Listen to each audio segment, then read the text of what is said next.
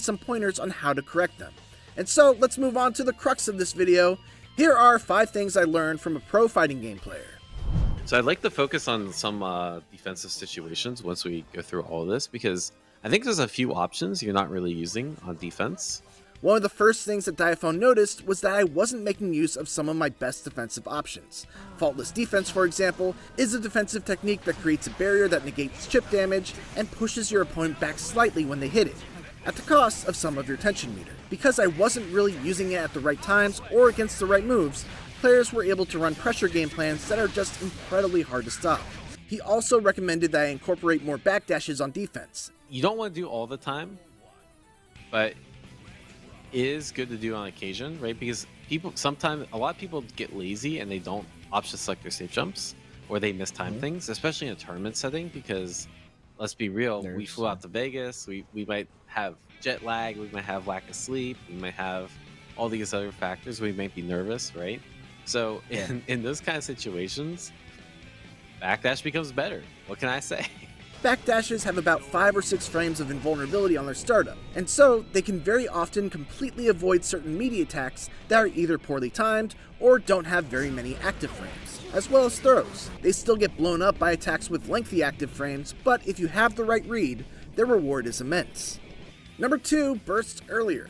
In several of my matches against this chip, he successfully does what's called a burst bait on me, which is a combo designed to make me use my limited use get out of jail free card called a burst, only they're prepared to block it if the burst happens. It feels bad when you get burst baited. You waste your burst, you're in a position to get punished hard, and worst of all, you lose your entire burst gauge, making it so that you almost certainly won't get your burst back next round. Diaphone's recommendation was to use burst earlier as a general note, and to make sure that I'm using my burst against moves where the burst is guaranteed.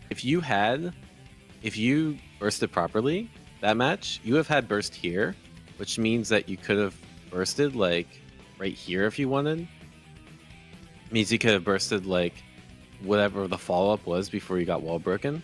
Like you could have bursted before you got the 50.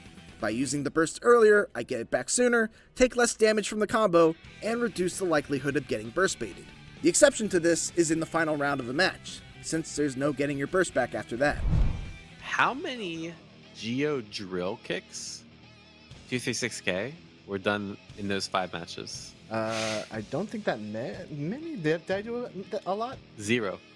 0? Yeah, okay. 0. Yeah, I feel like I didn't do very many. This was a very character-specific note, but Diaphone noticed that I wasn't using Giovanna's Travau special move, which most people just call drill because of its visual similarity to Cammy's cannon drill in Street Fighter. It's a move that I've always viewed as very risky, because of its long startup and its vulnerability to every character's universal anti-air attack, 6P. But it's an incredibly useful move for my character Giovanna, as it gets her in the range she wants to be in, crushes through projectiles, and crucially, leaves her at a +4 frame advantage on block, allowing me to take my turn back and threaten with either a block string or a dash-up throw.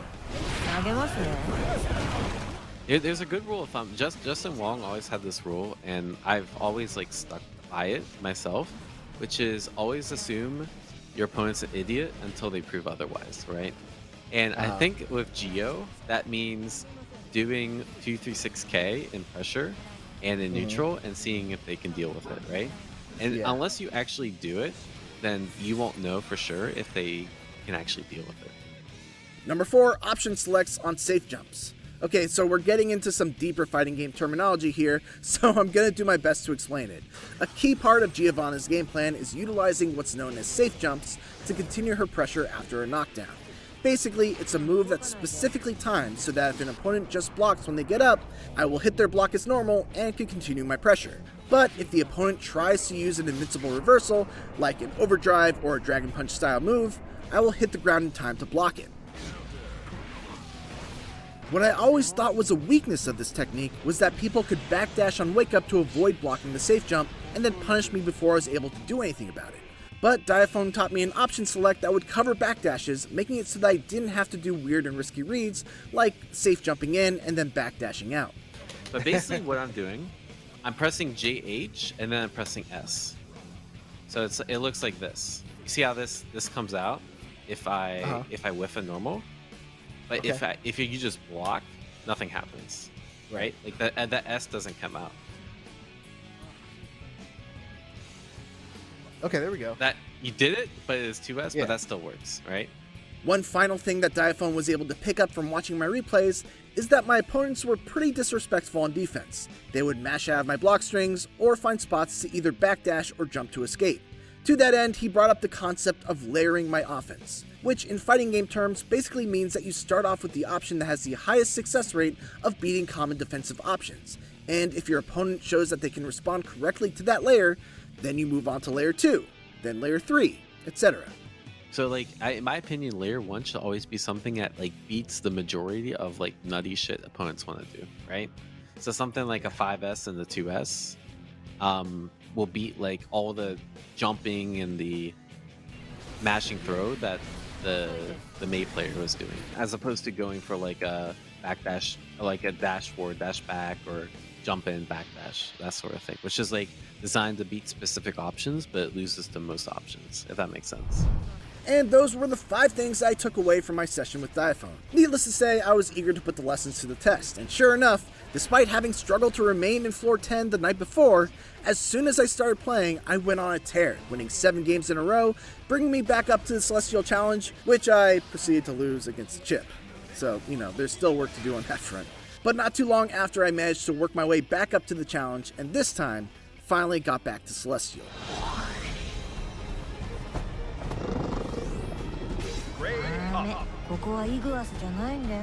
Of course, I had to ask Diaphone to give me his honest thoughts on my chances of accomplishing my goal of getting out of pools at EVO.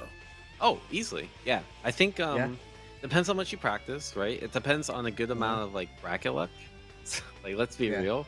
Like, you could you could play like you could get 2 DQs, and then you could play against like 2 people that just play this game casually, and then you already beat people, right? So, yeah, I'm not gonna lie, some of it's gonna come down to luck. I think if you play your cards right, you practice, and you get everything well defined, I think you can make it out of your pool at EVO. My next step, as Diaphone suggested, is to enter an online tournament to get some tourney level experience under my belt, and that's what I'll be covering next week in this Road to EVO diary. Till then, thanks for watching, and I'll see you next time. Welcome back to IGN Live at Gamescom. Earlier this week, Jeff Keighley's opening night live officially kicked off Gamescom with some big new game reveals. One of the most interesting games was Where Winds Meet, a bold new third-person action game with some awesome twists on the genre. Joining me now are Brian Altano, and all the way from IGN Israel, being updated in real time on the prompter, Danny Lee. Welcome to the IGN stage here. Hi everyone, I'm very excited to be here actually on Gamescom and with you guys. Yes. And talk about this amazing game that we saw yesterday. What a cool surprise, right? This looks really cool. I think a lot of people are describing this as Ghost of Tsushima in medieval China, which works for me. It's like Opening Night Live had, there was games based on Killer Clowns from Outer Space and Dune, and we saw Sonic, but like it was Too so many cool space games, by the there way. was a lot of, A lot of space This games. is a brand new IP, and I think that was such a treat. And I think the more this trailer kind of unfolded, the bigger and more grander this game just looks. It just seems like a massive undertaking, and it's just incredibly ambitious. Okay. I'm really excited for it. Yeah, I wasn't expecting it at all, and the opening got me so excited. Look at the lyrics.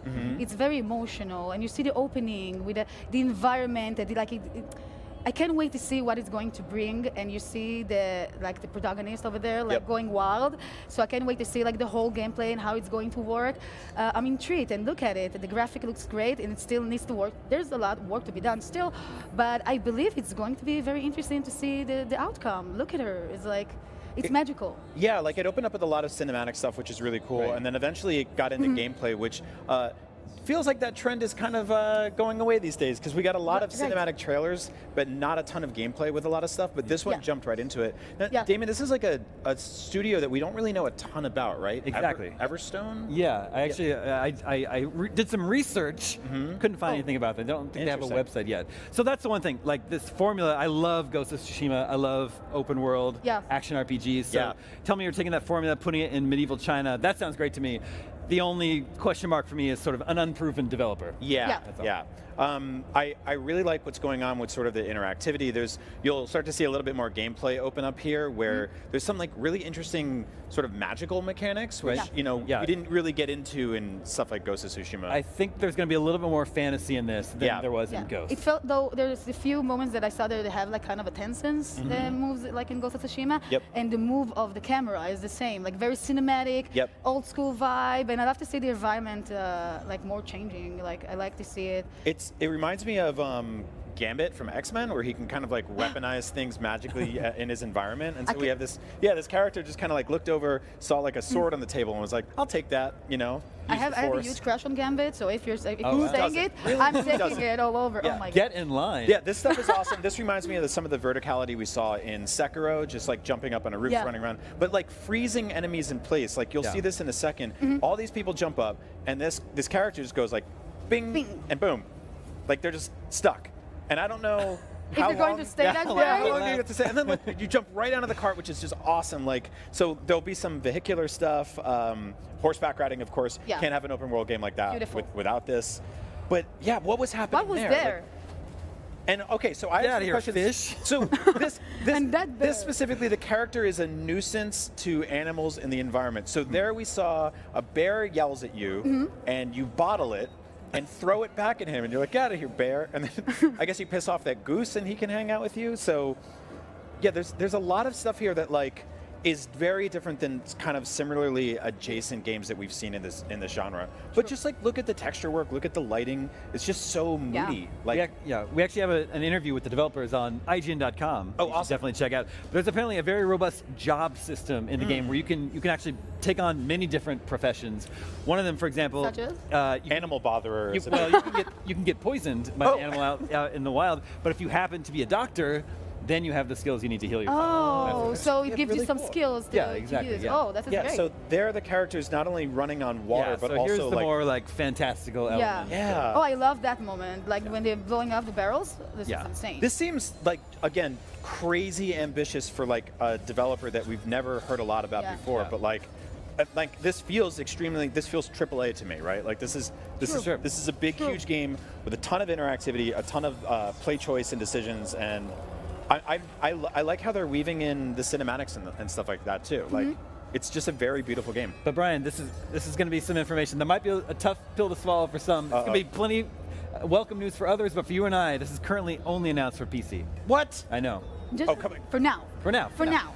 Hey, Everstone, do me a solid. Drag and drop this game onto consoles. I know it's super easy to do that. Fast. Just That's how it Control works, C, right? Control V on the Save PS5. as- Yeah, Save I as like to play my .ps5. games when I'm kicking my enemy's ass. I just like to do it when I'm chilling out on my couch with my Yeah. controller like that, Yes. man. Well, because I have a Steam Deck and I can already hear that thing bursting into flames trying to run this game. So, like, this No, feels but this game deserves to play on huge TV, Yes. kind of Yeah. OLED TV, Yeah, you know, with that everything. It feels like it's properly incredible. next gen, right? Definitely I think next we're gen. finally at that point where we're letting go of the previous systems and we can get some big games like this. So. Indeed. Let it go. Let it go. Let it go. That's a good had idea it. for a song. Yeah. We should do that. The game is called Where Winds Meet. It's just one of the new and exciting games that's been announced here at Gamescom this week. Opening Night Live was packed with big gaming news. So is IGN's Gamescom coverage, which we're going to keep going right here. In fact, here comes some right now. Whoa!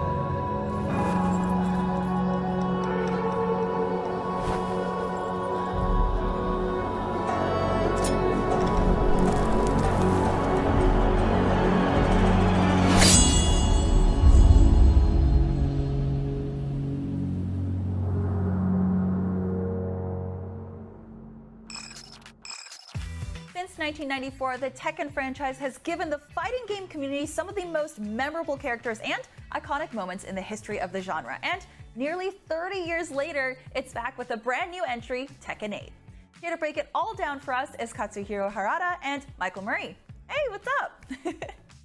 So I'm gonna jump right in, and I feel like the last time that we talked, it was at San Diego Comic-Con, so not that long ago, but we did have a very interesting closed network test come up. So I do want to ask, what did you learn from the closed network tests? 今回 Obviously, going into the closed network test, first it's closed, right? So the number of people who could participate was limited. We were foreseeing some problems that we wanted to actually test out in this environment. And we did encounter those problems. But on the flip side, we were kind of surprised that the feedback was better than we expected regarding the player's experience on online connection. That they actually felt that the game felt pretty good over, pretty substantial distances, I guess you could say. But the one thing that did stand out was the Wi-Fi connection. There was a great disparity between the LAN cable players and also the people on Wi-Fi. So we're hoping that we can maybe fine-tune the experience a little bit more for Wi-Fi players.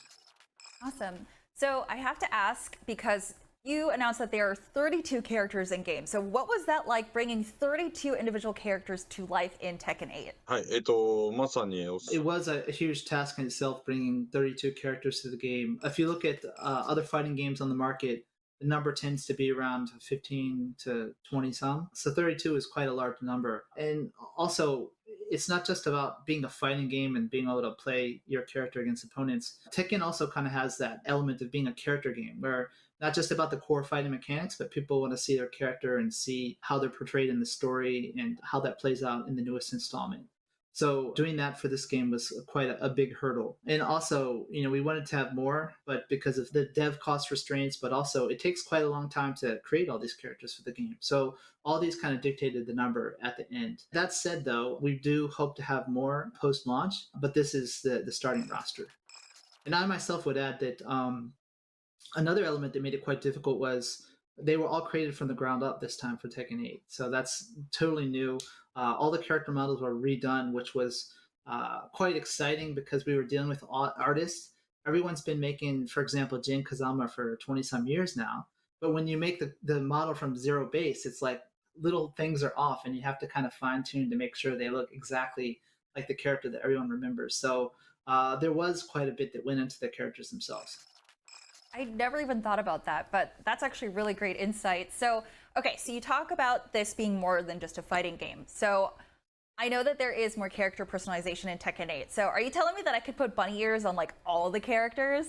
そうですね、かなり Yeah, so if you can imagine, Tekken 7 itself had a lot of customization options. So we've even increased it from there, the categories, etc., that you can equip. So in general, yes, you could most likely equip bunny ears to most of the characters, though there are some limitations in certain cases. For example, maybe a character has horns or something that might conflict with it. So we wouldn't say 100% on everyone, but in general, yes, that's the case. In addition to not just the look of your character, but the look of various elements of your game, the life gauges and the player panels, etc. There's a lot that you can do there. But not just that, the music itself can be customized. So we have a jukebox feature, which the fans really loved for the PS version of Tekken 7, but it's back again for Tekken 8, so you can select different pieces of music for various areas of the game. I love that Tekken 8 seems to be really just showing so much love for the players. So in addition to that, we see that Arcade Quest is a new mode that's coming in. So can you share us some more details on what exactly this new mode is? アーケードクエストは So yes, the Arcade Quest is a brand new feature for Tekken 8. We just want to be totally clear that this doesn't replace the story mode that people are used to, which portrays the actual in-game characters and the story arcs and the machinemas, etc. This is totally separate from that. This is more about the player's story, and it's made to kind of recreate the arcade feel that Harada and myself experienced when we were, students, and many other people our age. I had a great time there. And we feel that kind of was the roots of what grew into what we see now as esports, right? It started off as that kind of competitive culture in the arcade. So people from our generation will instantly recognize that and feel nostalgic. But for younger people, maybe they didn't have the chance because arcades weren't as common as they are back then. So maybe it's the first time they're seeing a kind of a virtual arcade, and they can kind of see, oh, this is where my parents were hanging out and enjoying themselves. And also to understand a little bit more about that competitive culture. So you can tell that from between the story mode and also this new Arcade Quest mode, there's a great deal of volume there for one-player content. So, this new Arcade Quest mode, it lets you go through the mode, and as a player, you're kind of evolving, learning the basics of not only the new features of Tekken 8, but also Tekken in general, the gameplay, and kind of helps you learn the ropes. But not just that, there's a cool new feature also that's been implemented with ghost characters. So it's kind of this AI learning. Not only does it kind of tailor your opponents, so you'll see CPU opponents actually fight like real players. Maybe even like a copy of some famous player you've seen in an esports stream, etc. But not just that, as you evolve as a player and get better, this AI ghost of yourself, it mimics you. So if you drop a combo, it'll mimic that. It'll mimic all kinds of different aspects of your play. So you can see the AI ghost version of yourself get even more skillful as you as a player grow. Okay.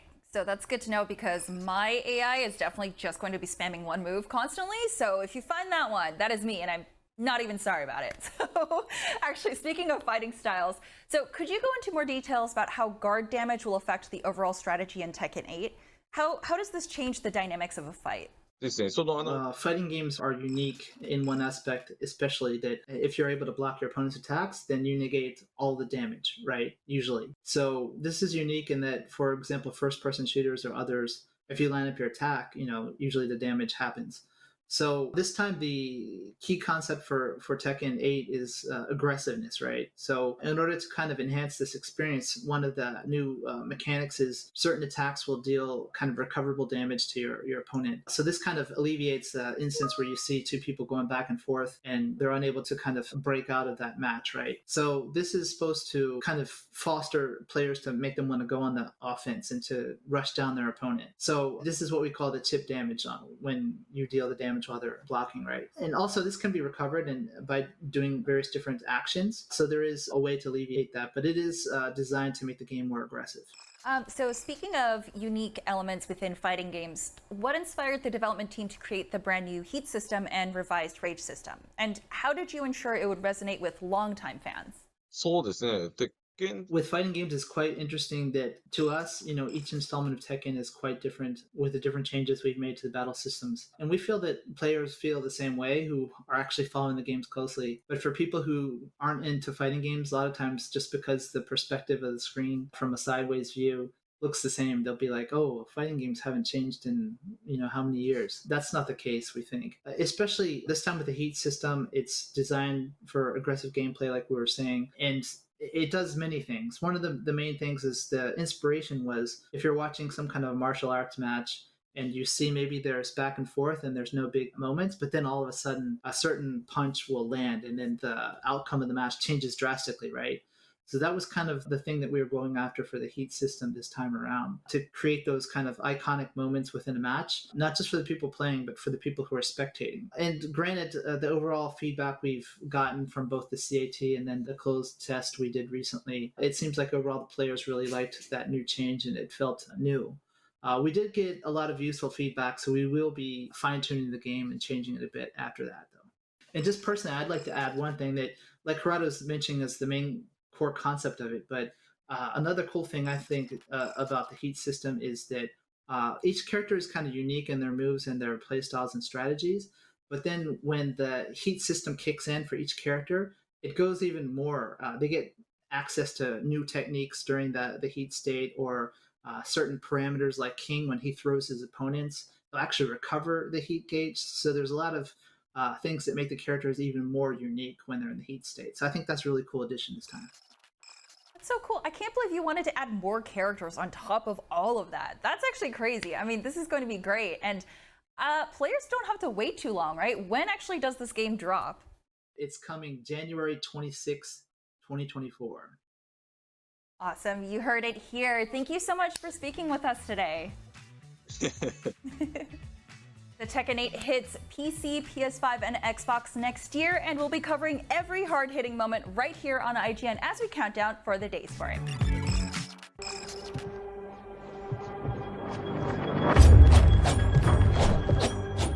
You could chalk up Mortal Kombat's massive success as a fighting game franchise to a number of factors. Its 30-year legacy, its attention-grabbing and unparalleled violence. You shame your ancestors. Its beloved roster of characters, its deep fighting mechanics, the list just goes on and on. But I'd argue that one of the most important elements of Mortal Kombat's success, especially since Mortal Kombat 9, has been its single-player offerings, which is one thing that we haven't really seen out of the upcoming Mortal Kombat 1. Until now, that is. At a recent event, I got to go hands-on with the first chapter of Mortal Kombat 1's cinematic story mode, as well as its brand new invasion mode. My early impressions are that NetherRealm doesn't seem to be loosening its grip on the crown as the king of fighting game single-player modes just yet. That is amazing. Mortal Kombat 1's premise of it being a complete timeline reset, with Liu Kang being the architect of its creation, leads to an unusual start to an MK story. There's initially no conflict. After a very cool and intriguing encounter between two returning faces that I don't want to spoil for you here, the first chapter follows Kung Lao, who is now a farmer that works the field with his friend, Raiden, who is notably not a thunder god and now wears an appropriate hat for his profession. After a friendly competition in the field, the two head inside a tea house where they're greeted by Smoke of the Lin Kuei. Turns out the owner of the tea house owes the Lin Kuei some money, and Smoke is there to collect. What follows is what you'd expect to have a Mortal Kombat story mode. A series of battles that tell the story of this particular conflict, with Sub-Zero and Scorpion all jumping into the mix to fight against Kung Lao and Raiden as well. What's notable here is that Kung Lao doesn't yet have his bladed hat, and thus does not have full access to his usual moveset. Likewise, Raiden has not awakened his lightning powers either, so his cameo only has one move that you're able to call upon as an assist. Beyond that though, NetherRealm definitely seems to be continuing with its "if it ain't broke, don't fix it" philosophy for the main story mode, which is hard to blame them for, even though I do wish that these chapters could get some optional character-specific tutorials, so I wouldn't have to go into each of them completely in the dark when it comes to what the character can actually do. In what is a surprising turn for the series, Mortal Kombat 1 is doing away with the Crypt mode that has been a staple in the series ever since 2002's Mortal Kombat Deadly Alliance. In its place is a new single-player mode called Invasions that combines the rewards of the Crypt with the wacky-themed battles of MK11's Towers of Time, and presents it all like a Mortal Kombat-themed board game. While there are no dice rolls to determine how many spaces you move, every space on the board houses some kind of themed event. The first board is themed around Johnny Cage's mansion, Casa del Cage. So when you stop on the first space, you'll need to fight against a Baraka that's apparently stolen the key to the front door. After that, you're able to enter the mansion and are guided through its rooms and halls, with more Easter eggs than you can shake a stick at. It's got everything from the famous Sega Genesis blood code, It's ABACABB. to the theater marquee from Injustice 2, and plenty more that any longtime NetherRealm fan is sure to catch on to and giggle at. Many of the fights have gimmicks to them, which should be familiar to anyone who's played through any of Mortal Kombat 11's Towers of Time. In one, portals open up and have freezing ice balls teleport in and slowly home in on me. In another, purple zones appear and increase gravity, making it impossible to jump in or use juggle combos. Sometimes they're not fights at all. One encounter was a survival challenge that demanded I avoid a series of energy balls by leaping over and ducking under them. There are a couple of other factors at play as well that serve to deepen the mechanics. There's an elemental damage system at play, where if you use a character that has the element of fire, they'll deal more damage to an enemy aligned with the ice element, for example. Those aforementioned energy balls in the survival challenge will do less damage to you if you're an energy type character. And you can also equip special talismans to give your character a unique special move and potentially give them attacks outside their own element. What I really liked about the Invasion mode is that there's a sense of progression that you never really got with the Towers mode of previous games. You're leveling up your characters and adding stats to better handle increasingly difficult missions, you're constantly unlocking new items for both within the mode and outside of it after every encounter you clear, and there's a great sense of completion when you finally get to the end of a board and are able to move on to the next one. Similar to Crypt, you'll also occasionally find portals that each contain some sort of unlockable cosmetic. These boards are also refreshed seasonally, with a new story being added every season. The story for the first season focuses on the tragedy of Scorpion and how a version of Hanzo Hasashi has been going through timeline after timeline trying to find one where his wife, Harumi, had avoided being killed, only to find that only one such timeline existed, the timeline of MK1, where Harumi is alive and well, but also happily in the arms of Kuai Liang. And so this season's boards will all center around Scorpion's rage and his vow to burn this timeline down. It's a pretty cool setup for a what-if style story, and it's definitely enough motivation for me to see things through to the end once Mortal Kombat 1 comes out on September 19th for PlayStation 5, Xbox Series X and S, and PC. Thanks for watching, and for more Mortal Kombat 1, check out our videos for every fatality we've seen so far. And for everything else, give it a ear on IGN.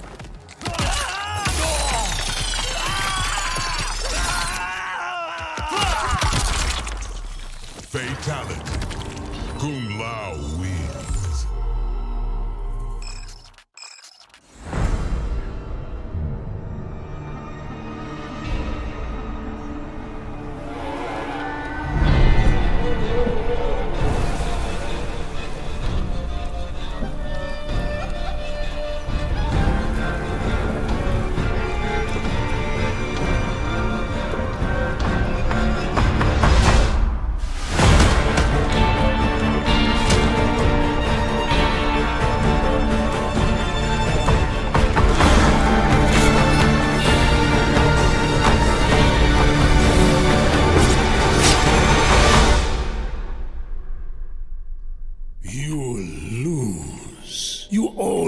always do. Your own damned arrogance will bring your downfall.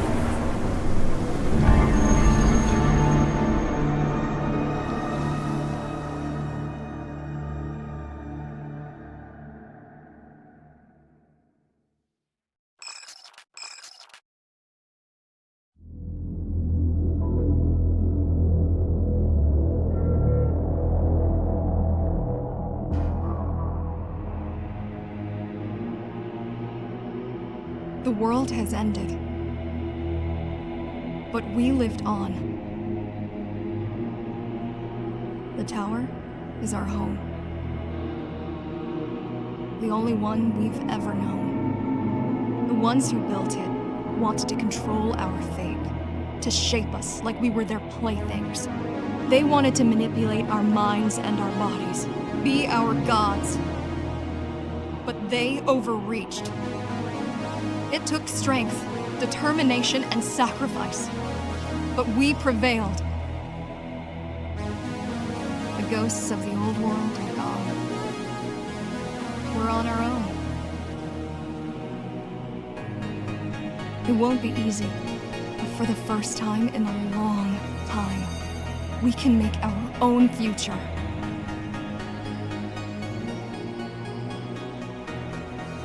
Little by little, step by step, we'll find our way.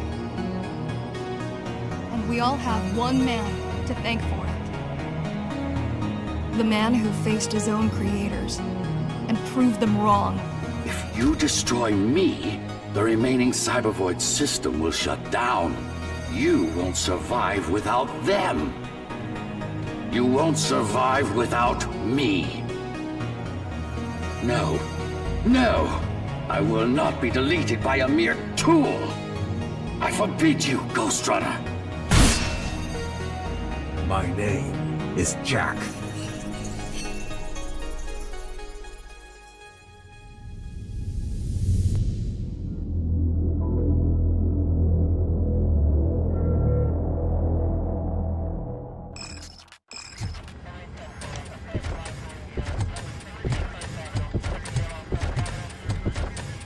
Oh, look at that. One of the cops was actually bothered to show up. No need, SWAT's got it covered. What is the situation? Vultures came up with the great idea of robbing the OCP bank. They've got hostages, and they claim there's a bomb. They must be crazy to think that OCP will just let them leave with their money. Was there any sighting of Spike? Not yet. But I'm sure they wouldn't pull such a stunt without their leader. What is the plan? Let me make this clear. It's SWAT's plan. You're no part of it. Then you are going to need a new plan.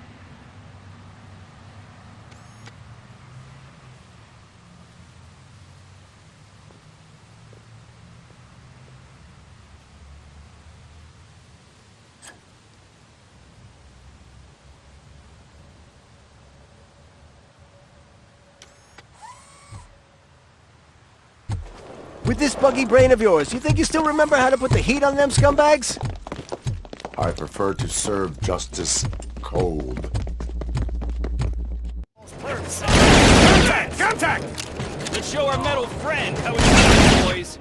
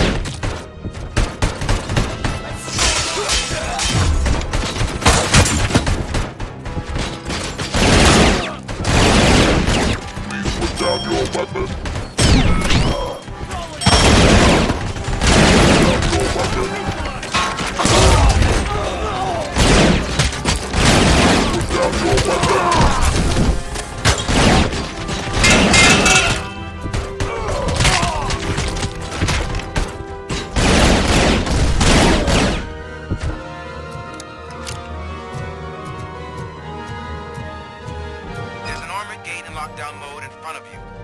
Find a way to get past it. Try finding the weakest spot in the wall around the gate and breach through.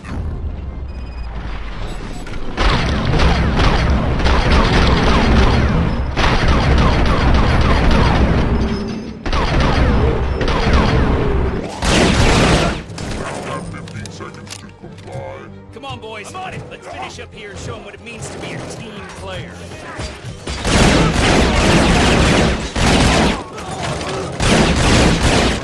Advance! Advance!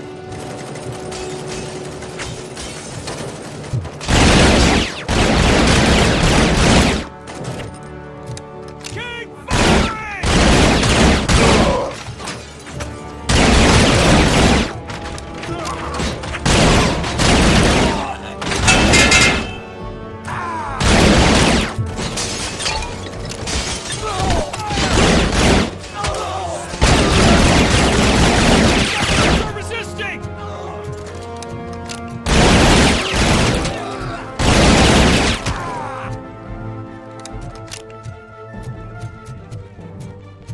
Don't act like you're all that impressive. With all that fancy tech, a brick would know how to shoot.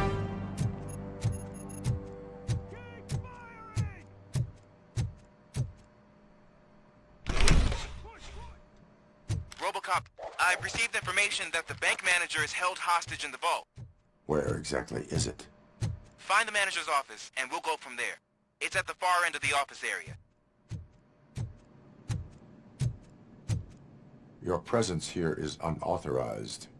So is depriving thousands of people of a roof over their heads. But OCP doesn't seem to mind that. Explain. Delta City. A heaven on earth that OCP plans to build in place of old Detroit? A city of the future where there is no crime or poverty. Do you believe the commercials? I am working on the no crime part. Then OCP may become the object of your attention soon. In order to create Delta City, OCP must first get rid of people who live in old Detroit. Now that's a topic I'd rather do a story on than you glitching. OCP offered these people investment in the project. The value of their property would cover the cost of entering the business. The later gains will far outweigh the cost, supposedly. You do not believe that. It's OCP. There must be a catch, and I think I found it. The documents say something about additional costs. I believe that's a loophole that OCP placed in order to scam people out of their homes. That is only suspicion. And I need time to prove that my suspicion is true. Time and some of these documents I found. If you detain me, the SWAT jerks will requisition them.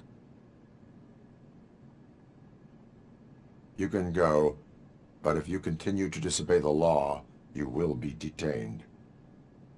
Maybe I should have treated you more like a police officer than OCP's property. Anyway, the city owes you. And I owe you too.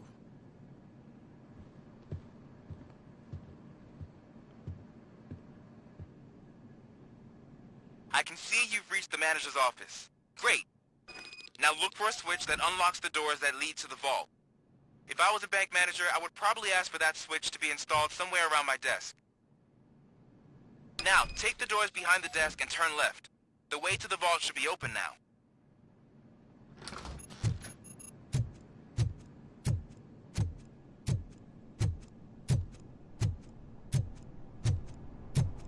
I will not contribute to depriving my grateful employer of his hard-earned savings.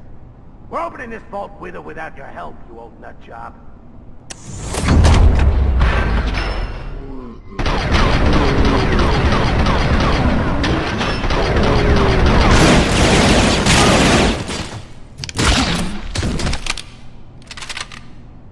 RoboCop! I knew our founder would send his best!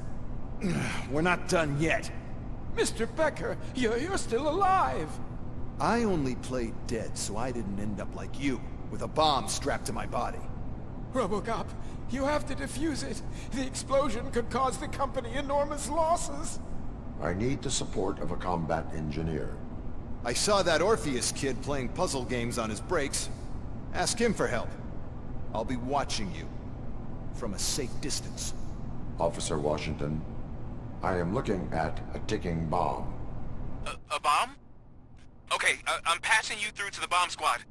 There is no time. I will need your help to defuse it. Gosh, I mean, I'll do my best, but just give me a moment. First aid, kidnapping...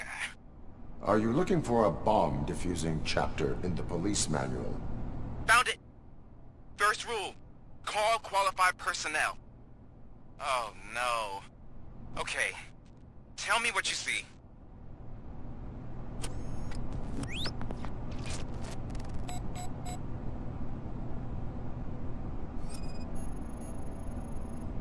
Four connectors with different voltage. What's the highest voltage? 24 volts. It is a C4 explosive and seems to be homemade. Yeah, that's what I'd expect from the street vultures. 4 cables, green, 2 reds, and blue. 4 cables? Got it.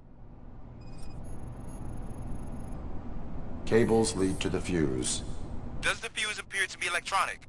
Affirmative. Okay, so they used this kind of bomb before. According to the diagram, you should detach 3 cables. Start from the one with the highest voltage, then proceed down one at a time to the one with the lowest voltage. There are 2 different color 12-volt cables. Which one do I detach first? Okay, maybe this isn't the time, but I'm colorblind. I will have to improvise. Just remember, detach the one with the highest voltage first, then proceed down to the lowest voltage.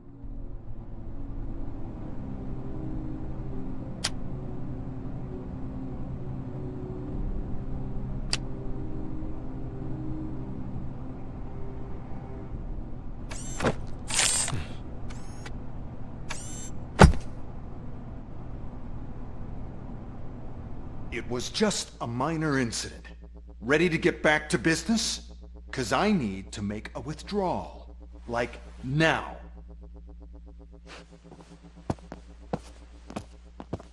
Well, I should really check upstairs. Nonsense. This is OCP. Money comes first.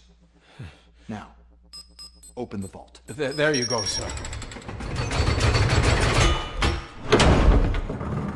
Great. Now out of my way.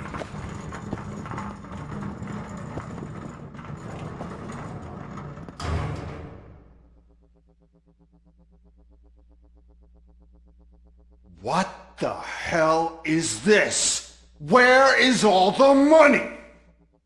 Our founder has most of our capital tied up in a very ambitious and resource-heavy project.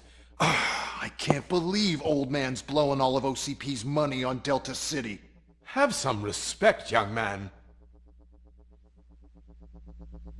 Things are closing in. Are you already in the tunnels? If you're not back with the money in the next 2 minutes, we're leaving. You should be proud to work for such a great man. At this rate, soon there might be no one left to work for him. See what I'm talking about?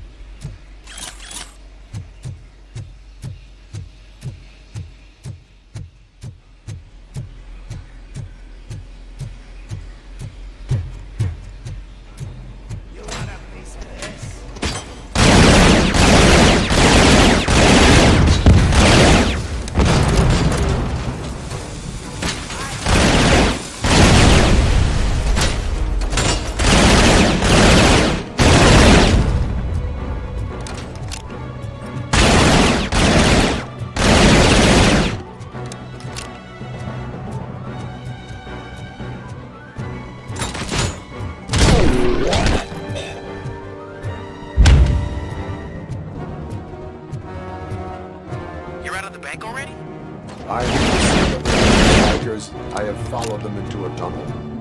So that's how they must have gotten here in the first place. It seems they're retreating into the old industrial area. That must be where they've hidden their getaway vehicle. You gotta hurry.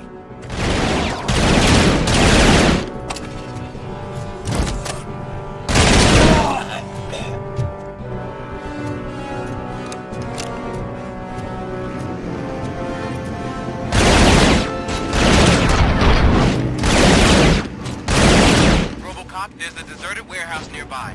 It's the only building which... Oh, shush. The area. And it's big enough to store their vehicle. It's your best bet to proceed there. Roger that.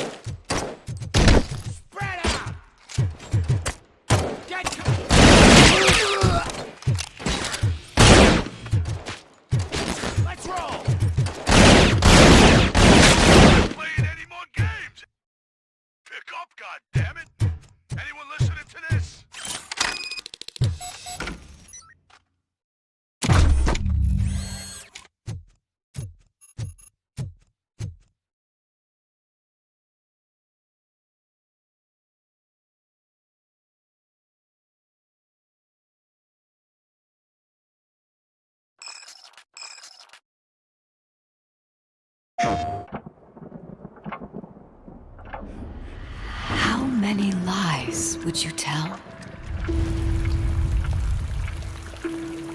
How many enemies would you face? How many battles would you endure?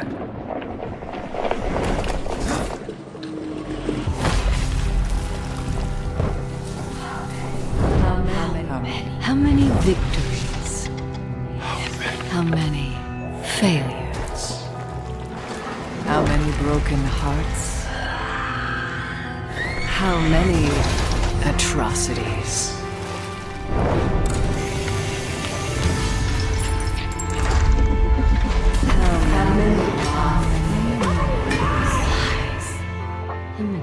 How many lies would you tell?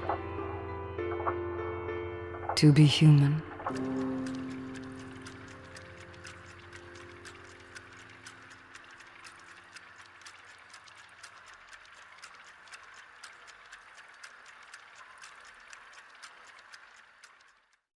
PlayStation It's the biggest video game convention in the universe, and IGN will be there live from Cologne, Germany. Welcome back to IGN Live at Gamescom. Expect some of the biggest game reveals and announcements of the year. Tons of world premieres. Never before seen looks at the most anticipated games like Starfield and Lies of P, as well as exclusive gameplay deep dives. This seems crazy ambitious. And tons more. We're going to be here all week on the show floor. So cool. IGN Live at Gamescom kicks off August 22nd. Don't miss a second of it.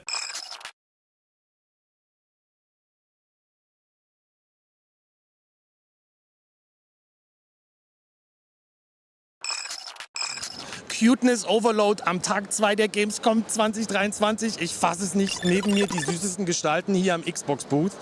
Wir werden gleich kuscheln, aber erstmal, wir haben super viel vorbereitet für den zweiten Tag. Wir haben Alan Wake 2, wir haben Cyberpunk 2077, wir haben ESO, wir haben das verrückteste Event, auf dem ich jemals war. Auf einem Kran habe ich Cities Skylines 2 gespielt und ja, ich weiß nicht, ich hatte noch nie so viel Angst, aber ihr solltet auf jeden Fall dranbleiben. Schaut euch das alles an, schaut in den Stream rein. Der Tag geht jetzt los.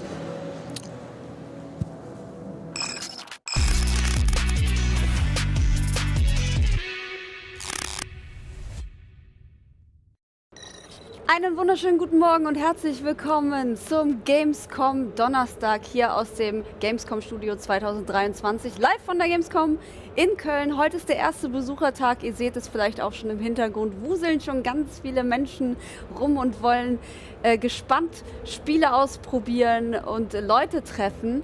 Wir haben natürlich auch was vorbereitet hier für euch. Manu und ich sind hier für euch zusammen im Studio und wollen euch ein bisschen was erzählen, um euch so ein bisschen sanft in diesen Tag einzuführen. Hallo Manu. Hi, schönen guten Morgen. Auch an euch alle ZuschauerInnen da draußen. Ich freue mich sehr heute auf diesen zweiten Tag. Es ist, wie du schon gesagt hast, deutlich voller. Ja. Aber wir haben ja gestern auch schon unsere Hände an Spiele legen dürfen und haben gedacht, wir führen euch jetzt ein bisschen in unsere Erlebnisse ein zu Spielen, die ihr heute auch nochmal ausführlicher sehen werdet, aber so unsere eigenen direkten Eindrücke.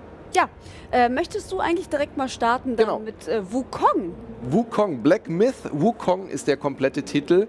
Habt ihr auf der Opening Night Live, glaube ich, auch schon gesehen. Hatten wir da ja auch schon kurz drüber gesprochen.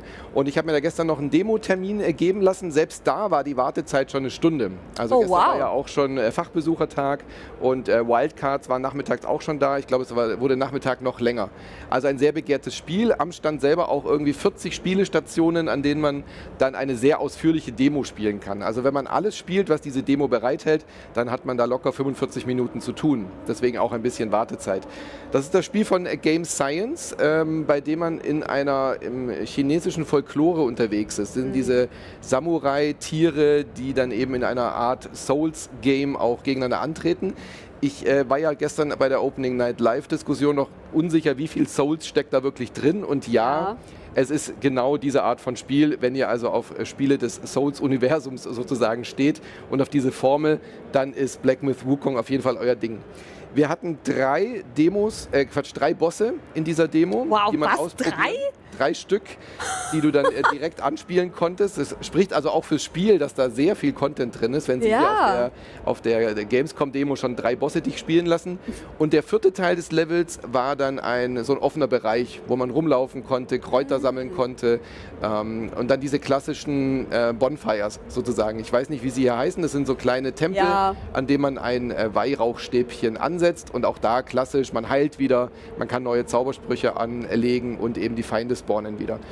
Spielt man denn so einen fest generierten Charakter oder kann man dann selber einen erstellen? Nee, man spielt diesen Affen, den man aus diesem Trailer kennt. Also diesen Affenkämpfer, der diese Haare auch im Gesicht hat, so ähnlich wie ich. Passt gut. Ein bisschen behaarter Krieger, genau. Und die Bosse, der eine von denen war auch den wir im Trailer gesehen haben. Du erinnerst dich an diesen Tiger, der in diesem Blut trinkt und dann so diese blutverschmierten Barthärchen hat. Der war ganz schön tough. Den ersten Boss habe ich geschafft. Ich habe mir jetzt nicht die Zeit genommen, alle Bosse zu erledigen. Ja. Beim zweiten war man in einem Schneegebiet unterwegs. Wunderschöne Grafik, also wirklich beeindruckende Grafik auch in diesem Spiel. Und ich hatte sofort Lust. Also ich wollte gar nicht weggehen. Ich habe dann auch mich zügeln müssen, jetzt nicht den Boss nochmal zu versuchen. Aber genau dieses typische, was ein Souls-Game in dir weckt. Ich will diesen Boss schaffen und ich bin kurz davor. Das war auf jeden Fall wieder geweckt. Cool. Dann habe ich mir tatsächlich noch was angeguckt. Und zwar habe ich die Gamescom direkt wieder verlassen einfach. Ich bin einfach direkt wieder gegangen und habe mir Alan Wake 2 für euch alle angeguckt. Das hat in so einem kleinen Kino stattgefunden. Das war richtig süß, so richtig nischig. Und dann saßen wir in diesem kleinen Kinosaal und dann haben sie uns tatsächlich eine komplette Mission gezeigt. Der erste Teil war quasi so ein Ausschnitt aus diesem Dark Place, wo sich Alan ja befindet. Und er nimmt an so einer Talkshow teil und rafft aber gar nicht natürlich, was da um ihn rum passiert und worum es da geht. Und da wird halt irgendwie schon sehr viel mit Meta rumgeschmissen und hier, du hast ein neues Buch geschrieben, Initiation heißt es, so heißt halt auch das Kapitel dann. Yep. Und die Band, die man sieht, ist auch wieder hier Old Gods of Asgard, die auch im ersten Alan Wake Teil quasi... die sind quasi Studiogast als Band im Studio. Die sind die Studio, genau, das ist die Studioband, genau. Also da sind sehr viele Sachen, die ihr aus dem ersten Teil auf jeden Fall kennt, kommen wieder. Genau das gleiche dann bei diesem 40 Minuten reinem Gameplay aus Alan Wakes Dark Place. Hat in New York gespielt. Eine sehr düstere Version von New York und es ist dann so, dass du mit Licht quasi, wie auch schon im ersten Teil, dir deinen Weg bahnen musst und kannst dann auch verschiedene neue Wege freischalten, indem du einfach mehr Licht aktivierst und hast dann zum Beispiel auf einmal einen U-Bahn-Schacht und kannst dann da runter. Und das Coole ist, du findest dann dort überall sogenannte Echos. Also das sind so, Visionen, also sie sehen aus wie Visionen, die dich quasi dann als Schriftsteller, der er ja ist, inspirieren, einen neuen Aspekt dazu zu schreiben. Dann gehst du in deinen Writers Room, dann drückst du halt eine Taste und gehst in den Writers Room und hast dann so ein Storyboard, wo du dann selber rausfinden musst, wo kommt dieser Teil, den ich jetzt in diesem Echo gesehen habe, denn eigentlich hin? Und wenn du das zusammensetzt, öffnet sich quasi der neue Weg, den du dann weitergehen kannst. Cool, faszinierend. Also Sie haben diese Art wieder total eingebaut, spielerisch, dass er ein Schriftsteller ist und eben diese Vision im Kopf sich dann auch materialisiert. Ja, total. Was mich noch interessieren würde, wie war denn der Übergang zwischen dem echten Schauspieler und dem digitalen Alan Wake sozusagen? Das hat man gar nicht richtig gesehen. Also die haben das separat voneinander gezeigt quasi. Ja. Also wir sind dann mitten in diese Demo eingestiegen, direkt wo Alan dann schon durch New York läuft und davor war halt nochmal abgekapselt davon ein einzelnes Video von dieser Talkshow. Also das hat man leider nicht gesehen, aber der Emissionsbruch war jetzt nicht so groß. Also man kennt den Schauspieler auch sofort wieder und so. Genau, und ich meinte auch dann gestern noch zu den Herrschaften dort vor Ort, dass ich finde, dass es lustig ist, dass er aussieht wie so ein völlig konfuser John Wick mittlerweile, weil er so lange Haare hat. Ich habe das auch die ganze Zeit gedacht. Ja. Ich habe auch gedacht, wahrscheinlich haben sie versucht, Johnny Depp zu kriegen, aber der Alan Wake war ja schon besetzt, der Schauspieler. Ja, natürlich, ja. Aber ich musste auch sofort an ihn irgendwie denken, so dieses leicht verplante, diese Haare und so. Ja, absolut. Und dann, Cameos gab es auch. Also es gab... Johnny Depp, was sage ich denn? Johnny Depp, du meinst Keanu Reeves? Keanu Reeves, Entschuldigung. Ja. Es gab Cameos auch und da sieht man halt, wie die halt natürlich auch alle ihre Spiele vernetzen. Control wird eine Rolle spielen, der erste Teil, aber auch hier, ich vergesse mal, wie es heißt. Ich vergesse wirklich immer, wie es heißt. Ich habe es mir aufgeschrieben. Das Xbox-Spiel, Quantum Break, natürlich, so heißt es. Der Sean Ashton, der ja die Hauptrolle gespielt hat, den hat man auch gesehen in diesem 40-Minuten-Ding. Und die Schattenwesen hat man auch natürlich wieder gesehen aus dem ersten Teil.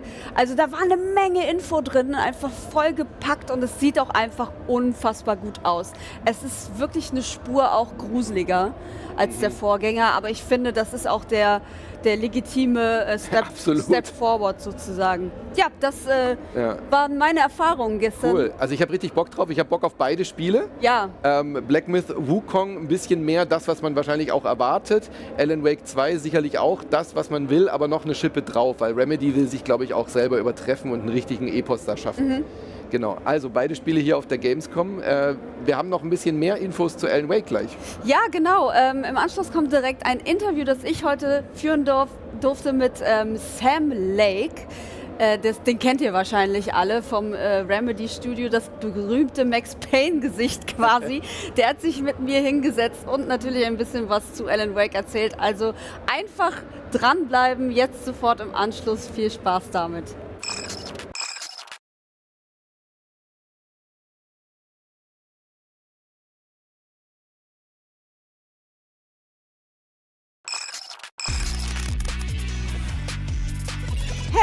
Hey, hallo und willkommen zurück hier im Gamescom-Studio auf der Gamescom 2023. Ein neuer Tag ist angebrochen. Ich bin froh, wieder hier für euch da zu sein und ich habe direkt einen Gast bei mir, auf den wir alle schon sehr sehnsüchtig gewartet haben. Bei mir ist jetzt der Creative Director von Alan Wake 2, Sam Lake. Hi. Hello. Nice to have you here. Thanks for coming. Thank you. First of all, I want to know, greetings to the Finnish team. I hope they're all good. Yeah, they are still back home working hard on getting everything ready. Are you guys excited though? Of course. Yeah. It's been a long journey. Yes. And it's excellent and it's nerve-wracking to be at this stage. There is always a lot of fixes that need to go in, but also it's wonderful to be able to show the game and talk about it. Yeah. Yes, that's why you're here right now. Yeah. So exactly. let's actually talk about this. You revealed a new trailer at the ONL, and we all saw a place called The Dark Place. Yes. Can you tell us about what this place is? I got that Alan is trapped there, right? Yep. Yeah. Alan Wake ended up being trapped in the dark place at the end of the first game. Right. And we are progressing in real time with our fictional universe. So he has been there for 13 years. Wow.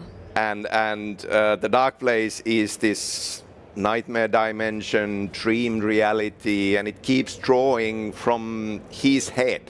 Sure. So his thoughts, his fears, everything kind of reflected back out and around him, taking shape. He's been trying to write a story that would change the reality around him so that he could escape. But for 13 years, he has failed. Oh no. Yeah. Oh no, that must have been terrifying. Just sitting there, I can't get out. What am I gonna do? So I saw something that looked like a talk show in there. Yep. Is that also something that he makes up in his mind, or how is this connected to the whole thing? Well, he's trying to understand and he's trying to find out. There are certainly things that he feels are coming from him. He used to live in New York City, used to write crime fiction set in New York, so the dark place is New York, all the way to a New York set late night talk show where he finds himself as a celebrity guest promoting his books. And he's not certain whether that's from his subconscious mind or if there are some other elements and entities at play in this. So, did you want to make sure that the game differs from the first one? Because I feel like this is much darker and much scarier than before. I mean, we're all afraid of the dark, right? And it was terrifying in the first game to just have a flashlight and walk around. And now I feel like it's terror. So what happened there? 13 years. A lot of frustrations. Yeah. Like we felt the first Alan Wake was very much an action-adventure game. Sure. It had horror elements in it, but the gameplay was action-adventure. And we just felt that we were looking for a game genre that would marry the gameplay with the storytelling even more closely than ever before in a Remedy game. And also, what criticism that we got from the first game was that there was too much of the same thing, the same kind of the combat loop just kind of went on and on and on. Yeah.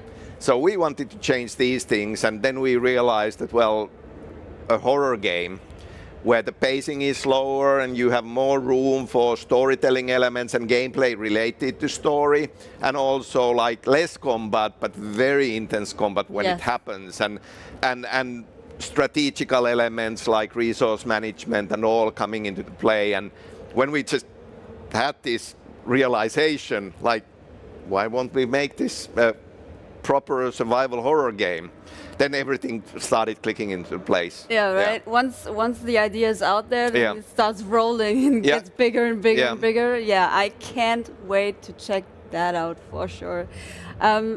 So I was thinking about that you're the creative director and you also come up with all this stuff, right? How? I mean, yeah, you got 13 years in between to think about it, right? But what does the process look like for you? It's always teamwork. Like a wonderful, wonderful team of really, really talented professionals coming together and thinking about it. This always has felt like a very personal project to me, because trying to make it happen for years and thinking about it for years, but also then collaborating with other team members and figuring out the details. It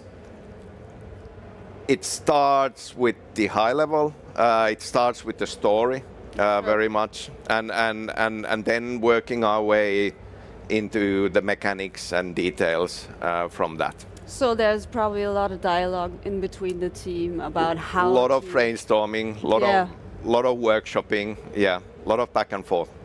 Sounds great. Yeah. I really think that sounds great. So last, I would like to know how the community feels about Alan Wake 2. Did you get good responses, or were there even people like, this is too scary now? Yeah, I've seen, one or two worries coming out, like I loved Alan Wake, but I'm not I'm afraid of horror games. Sure. For sure we will have different difficulty settings. Like if it feels too challenging. That's nice. And yes, it is disturbing. It is horror. Mm-hmm. But at the same time, for me, it always feels that a game is such a large thing that it shouldn't be one note. Yeah. There is room for all kinds of elements there. So for sure, there is a lot of comedy, a lot of humor in it as well. The idyllic, quirky, small town of Bright Falls with these big, larger-than-life personalities, quirky characters coming in, and so, we give you release from the tension and the horror also, and you get to experience the small town, and even in the dark place, even if it keeps on being very dreamlike and crazy, for sure there are moments that are not just all-out horror. All right, that's good to know. Yeah. Thank you so much for being here today. I really enjoyed the conversation. Thank you. And have fun at Gamescom. Thank you. Ja, Leute, ihr habt's gehört. Das war Sam Lake hier bei uns. Ich hoffe, ihr bleibt dran, denn wir sind jetzt bei Monster Hunter Now unterwegs und da ist die gute Leonie am Start. Viel Spaß.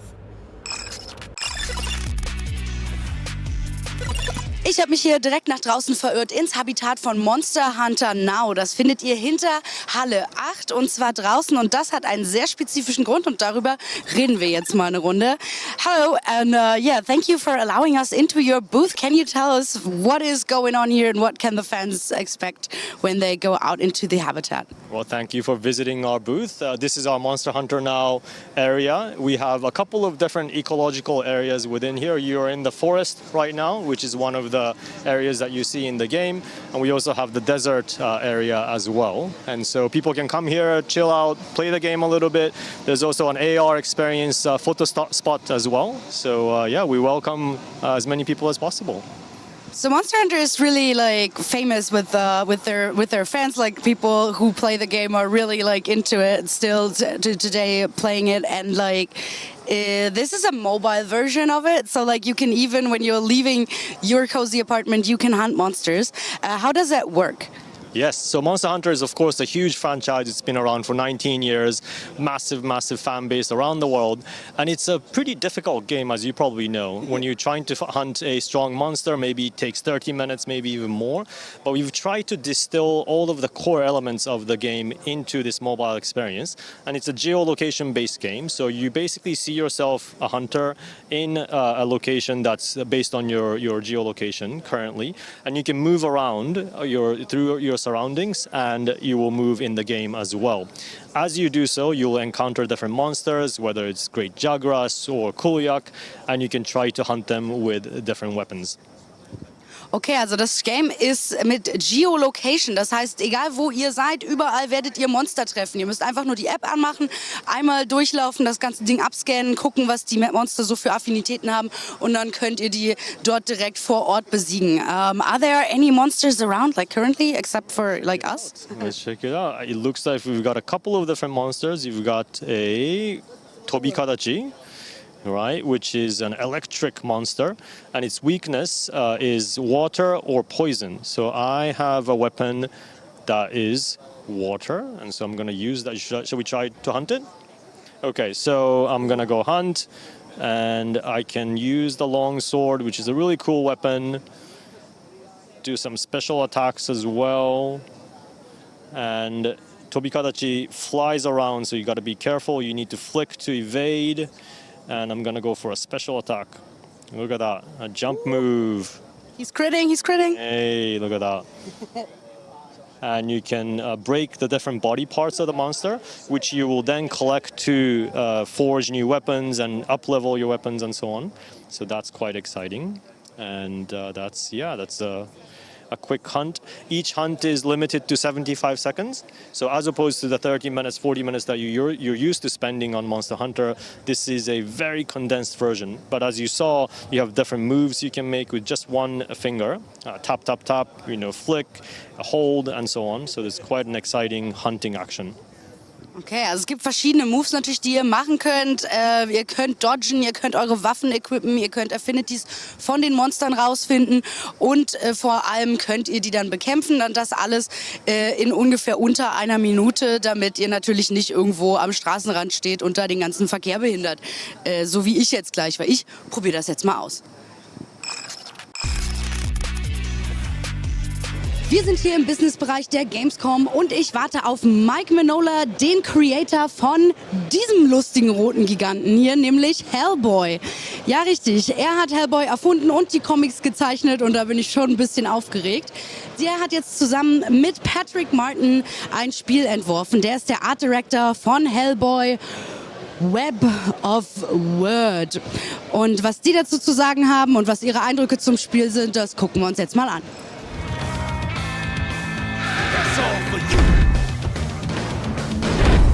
Ihr Lieben, ich sitze hier mit Mike Mignola und Patrick Martin, der Creator von Hellboy und der Art Director von Hellboy Web of Word. Und wir haben uns hier ein paar kleine Fragen überlegt, und wir sind natürlich unfassbar froh, dass ihr hier seid und sehr verwirrt guckt, weil ich so viel Deutsch rede.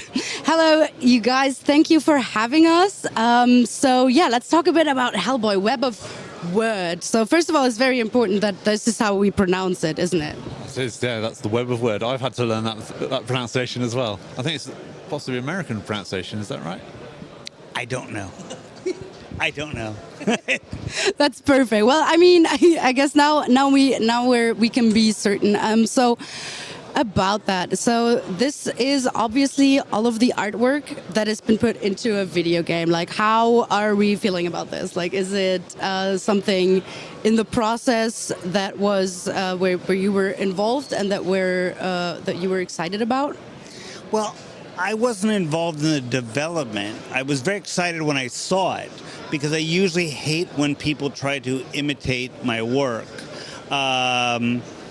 But it was very clear as soon as I saw what these guys were doing that they had taken the time to analyze not just what I do, but why I do it.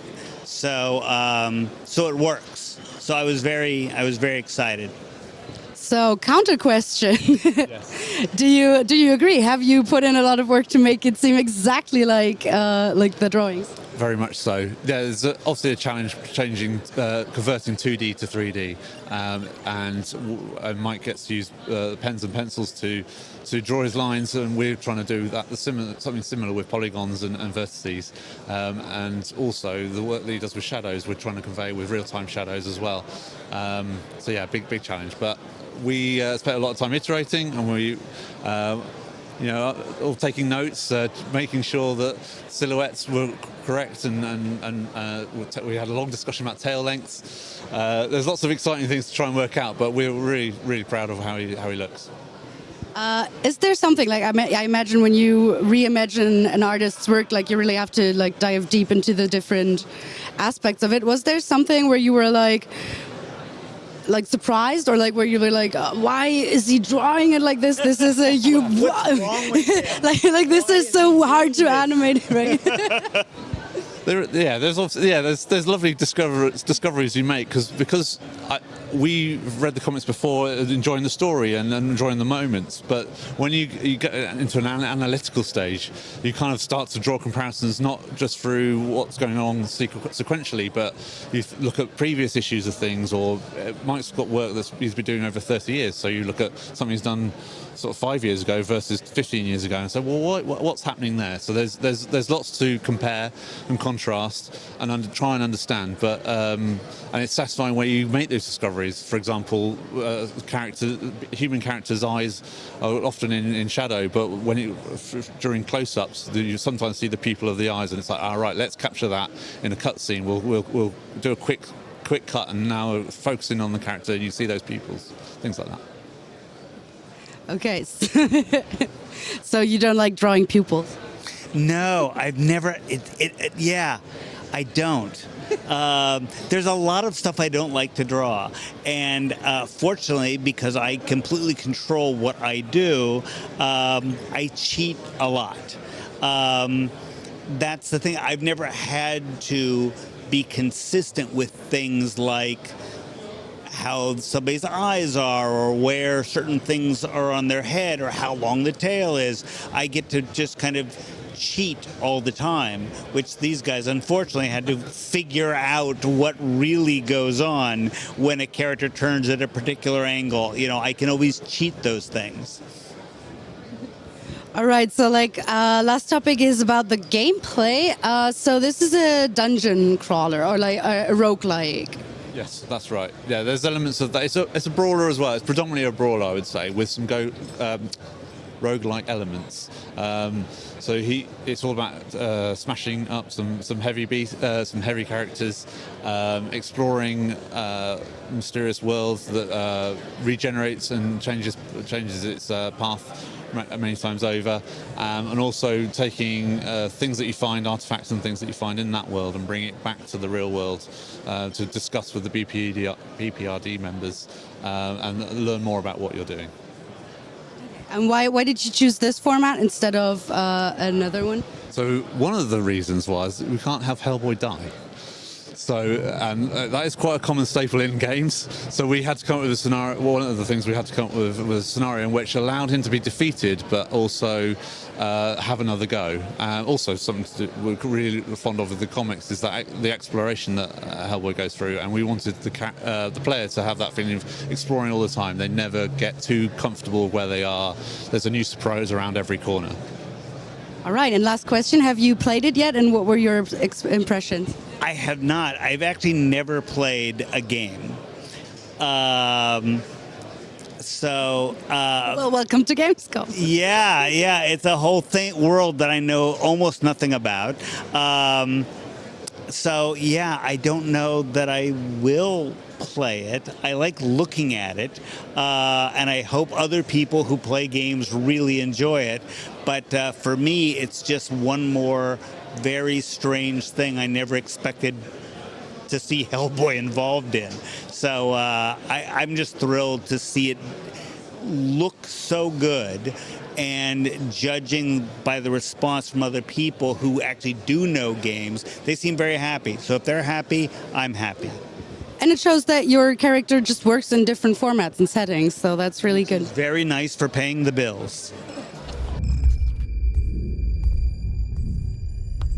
So, What are we dealing with here? 4 psychic spikes measured at over 180 BPUs. Italy, Russia, Scotland, and the US. Your job is to find robots and investigate possible links between this location and the spikes before they cause any further repercussions.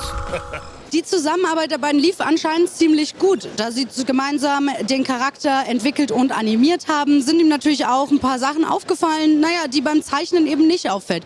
Zum Beispiel ist es Mike Mignola egal, wie lang jetzt der Schwanz von Hellboy ist oder ob das wirklich alles grafisch richtig ist, solange es cool aussieht im Bild. In einem Videospiel ist das natürlich anders, egal wie sehr man sich an die Comic-Verfilmung halten möchte. Wir sind auf jeden Fall super gespannt.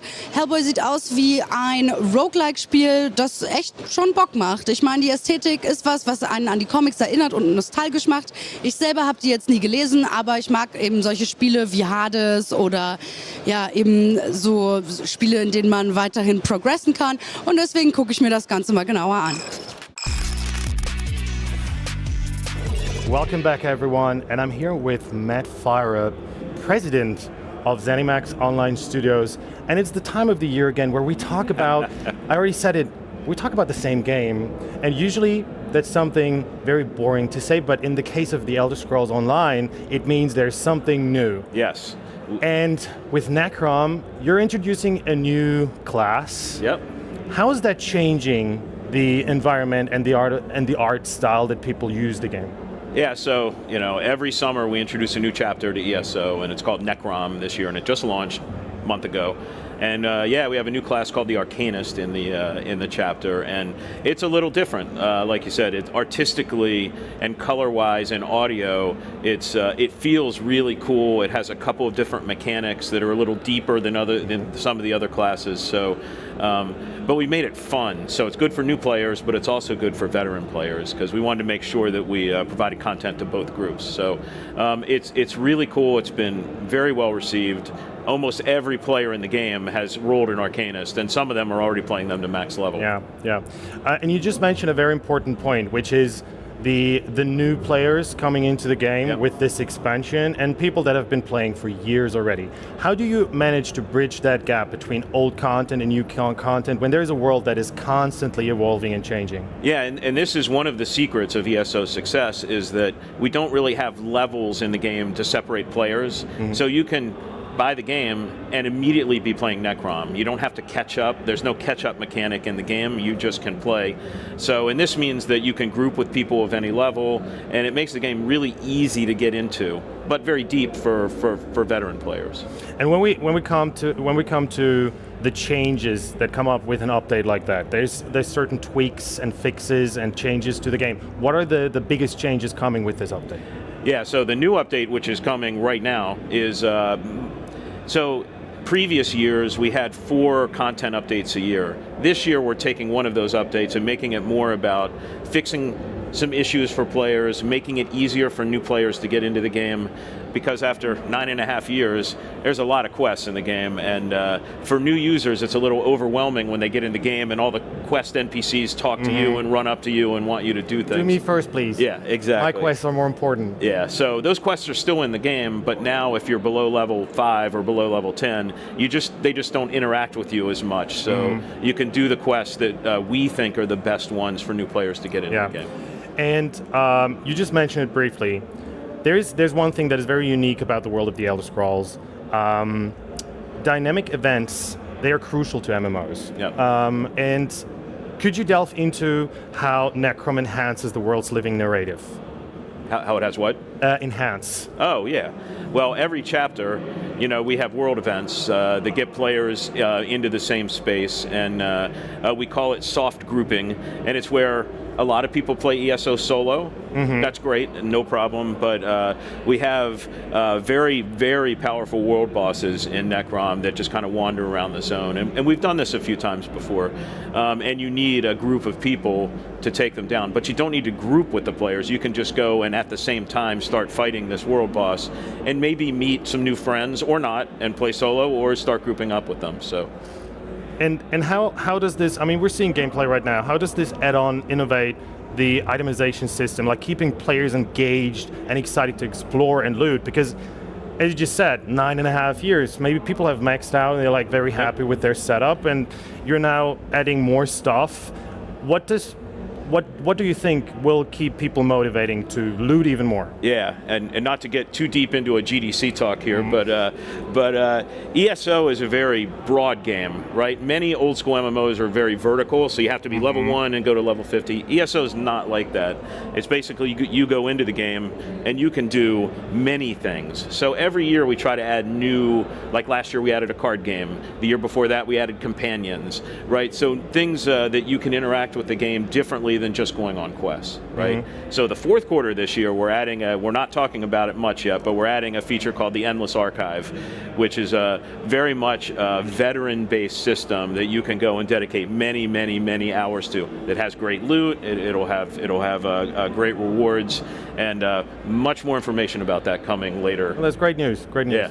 Yeah. The German community is very vocal about their concerns, and when you scroll through the forums, they're very vocal about what they think should be changed or taken out of the game entirely.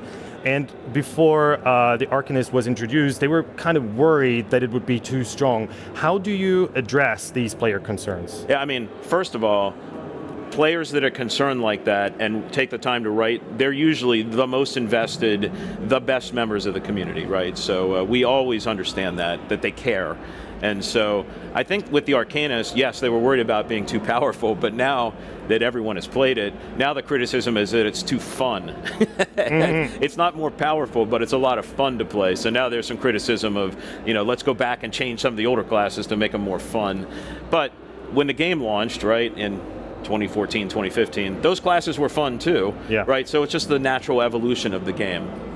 And do you see in drop of other classes people basically switching to the Arcanist and like abandoning what they played before? Well, almost every player who has played the game since it launched that has Necrom has created an Arcanist. Many of them are max level now, but most people jump in, have fun with it, maybe make it a second character or a third character. But yeah, there are a lot. When you go into Necrom, you see a lot of Arcanists running around the zone.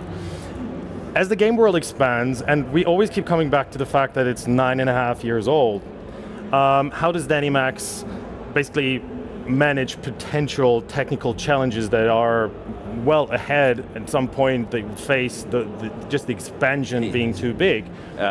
Great question, because last year we had a very big problem where we were running out of memory on the Xbox One and PlayStation 4 because those machines came out in 2013, right? So but we've done a lot of work on memory management to make the game smaller footprint, so it still runs on those machines.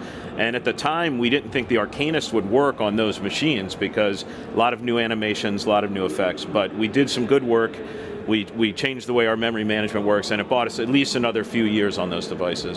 We're always doing things like that behind the scenes. Yeah, very good, very good. Yeah. Okay, finally, Matt, since it's already out, what is your personal favorite feature of the new expansion?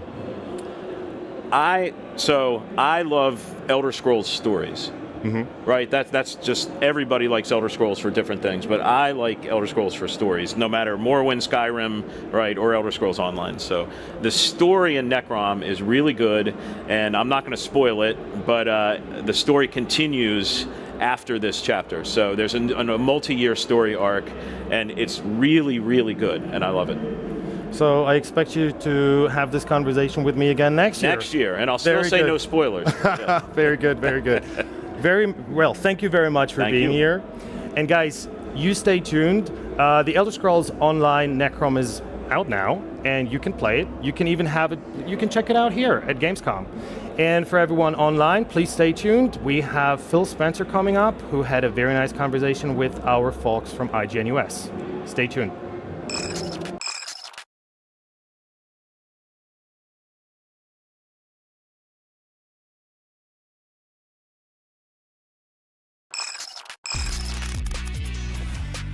Being in charge of an entire video game ecosystem is a busy job, but our next guest took time from his busy schedule to pay us a visit. Joining us here on Gamescom Studio, the head of Xbox himself, Phil Spencer. Hey, how's it going? Going well. It's good to have you here on the set to talk about Xbox. It's awesome to be here at Gamescom.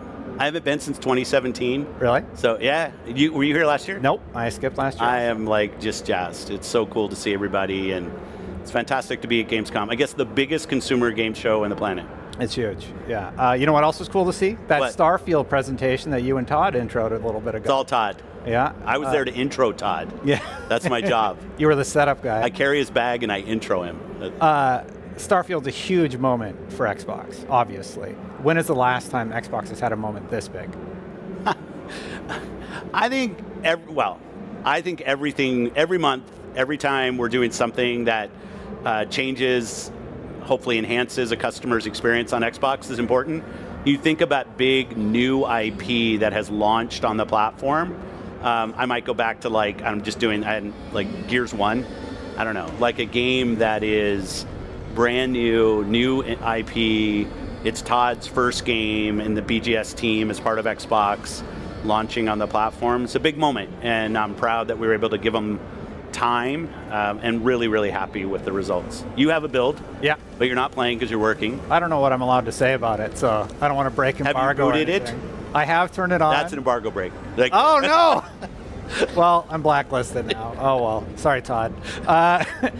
Baldur's Gate 3 is the talk of the town right now. Great game. You know, this RPG comes along, kind of takes the internet by storm. Do you think it's set expectations for Starfield, or did it steal a little bit of the thunder? I don't think it has anything to do with Starfield. I mean, great games coming out, it's a good thing for the industry. First, congrats to Larian and the team. I think it's a 97 rated game or something. As somebody who finished the original Baldur's Gate and Baldur's Gate 2, and what was the expansion for Baldur's Gate 1, Forgotten Shores or something? I'm a huge Baldur's Gate fan, and to see a team spend the time to make, I think, a true next iteration of a classic gaming franchise is always just great for the industry. Speaking of next iterations, Skyrim came out, 12 years ago, just did the anniversary edition, and it's been supported by an amazing modding community. Yeah. Has the same thought been put towards Starfield and supporting it into the future? Absolutely, and I don't want to disclose what the team has been thinking about, but obviously when you're BGS and you've seen the legs and the support that Skyrim gets even today, right? When you look at what the modders have done, it went into the thinking about what Starfield should be, and proof will be out in terms of how people receive the game. But our hope is that it is another game that's around a decade plus longer, later after it launches, and people are still enjoying it. I think the last time you were in the hot seat was over. Is this the hot seat right now? Yeah, the hot seat. Okay. Over here on IGN. But you were at our friends Kind of Funny and doing the XCast around the launch of Redfall. Yeah. Which was obviously problematic at launch. Have any internal processes or procedures been changed to make sure that sort of reaction or issue doesn't arise again? Well, we're always learning in everything we do, no doubt about that. I would say that, and I've shared some of this, but with Redfall, it was more of us not using our internal processes that were in place already, just because of when integration happened. I'm not using COVID as an excuse, but we did close the ZeniMax acquisition, and then everybody got sent home, and it was just not as easy as maybe some of the earlier companies, studios that we'd acquired in terms of integrating in our process. But that's all on us, so I'm not trying to deflect any of the criticism. But absolutely, anytime we launch anything, and we're going to learn from the launch of Starfield, we're going to learn from the launch of Forza, and we reevaluate our process, because we want to make sure we're exceeding customers' expectations with everything we do. Yeah, I'm always sort of curious about that, what causes that result? Is it the cert process? Is it what wall is hit where that sort of stuff is missed? So I appreciate you being candid about it. Yeah, and I'd say one of the things that was helpful for us with Starfield was our long working relationship with BGS, which you know well. If you go back to original Xbox, in what we've done with those teams. So the relationship between Todd, BGS, and our platform team was just stronger than it was with Harvey, not because of, and the team at Arcane, not because of anything other than just relationships. We've just known them longer. So Todd brought in the team brought in the ATG group early to start working on Starfield, and that's on us. We should have done that with Arcane We should have helped them more in the development process, and also just made it clear that shipping a first-party game has a different level of expectation.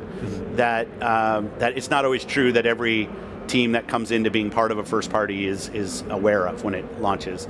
Feel great about where we are with Starfield. We put out the review codes last week, so we're giving reviewers plenty of time to spend time with the game, and I think all of that's just a sign of the confidence that we have. You tricked me into breaking embargo. Thanks. That's a lot. right. That's right. You're done.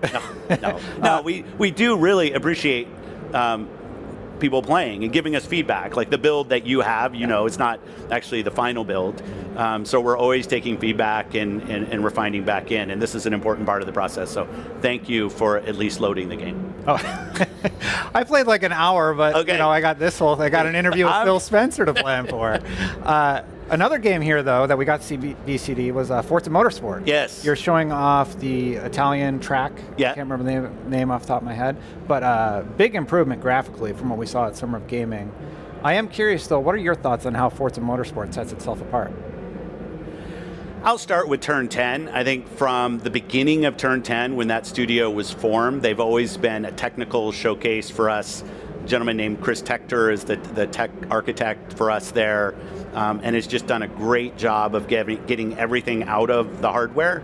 I'm a huge motorsport fan. I've been from the time we launched that, so I've been playing builds and seeing the progress that they've been making. And I think you're right. Like graphically, where they are right now, it's stunning. The game, what they're doing with ray tracing and other things.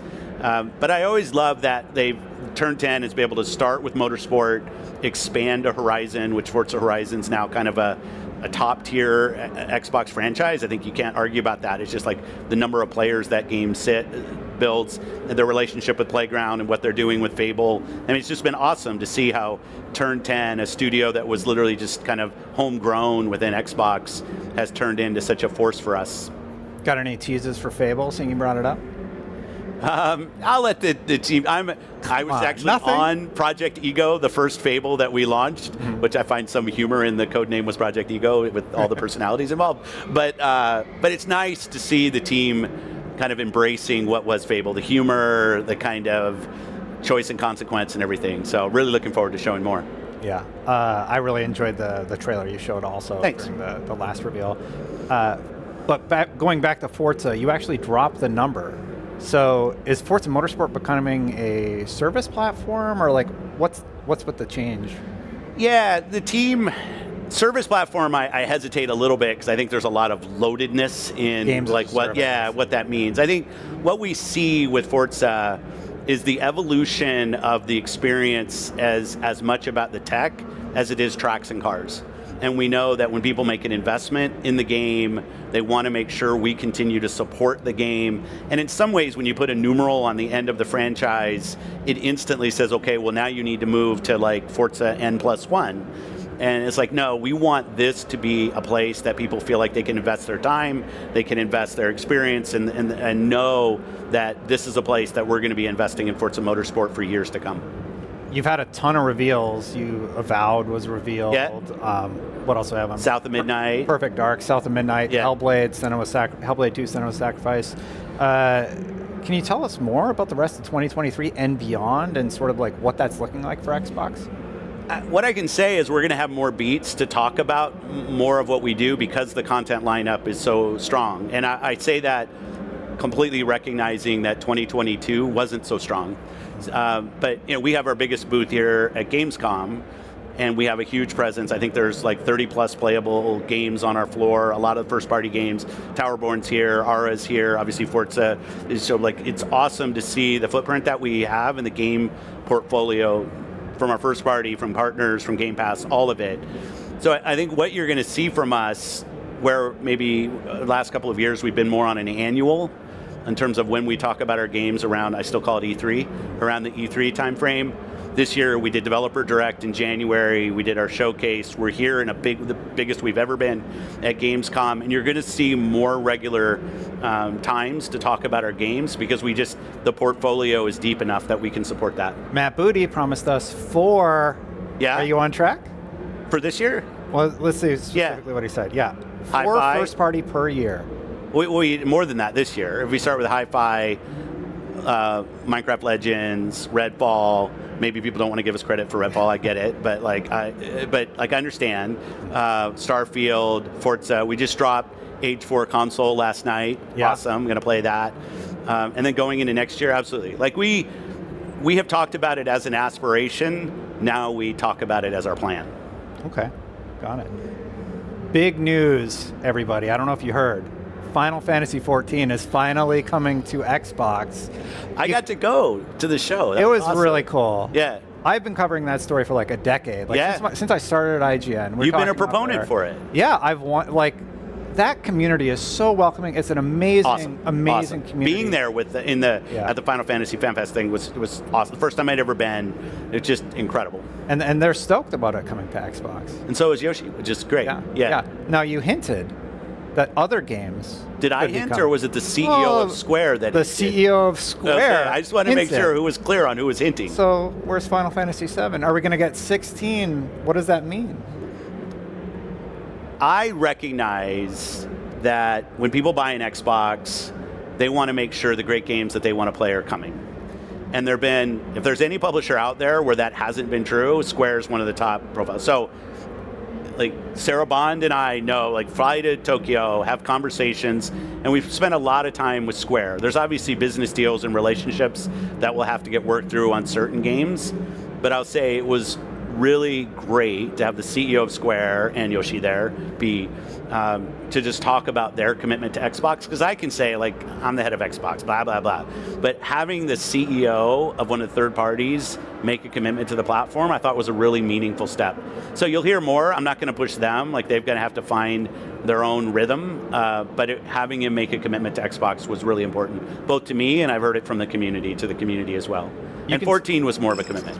Xbox has their biggest booth ever at Gamescom this year, and we're thrilled to have Phil Spencer with us to talk about some of their exciting partnerships and to answer some of the tough questions fans have been curious about.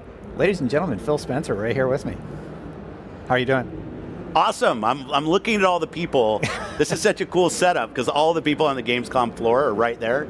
It's cool. I appreciate you guys having a booth here on the floor. It's awesome.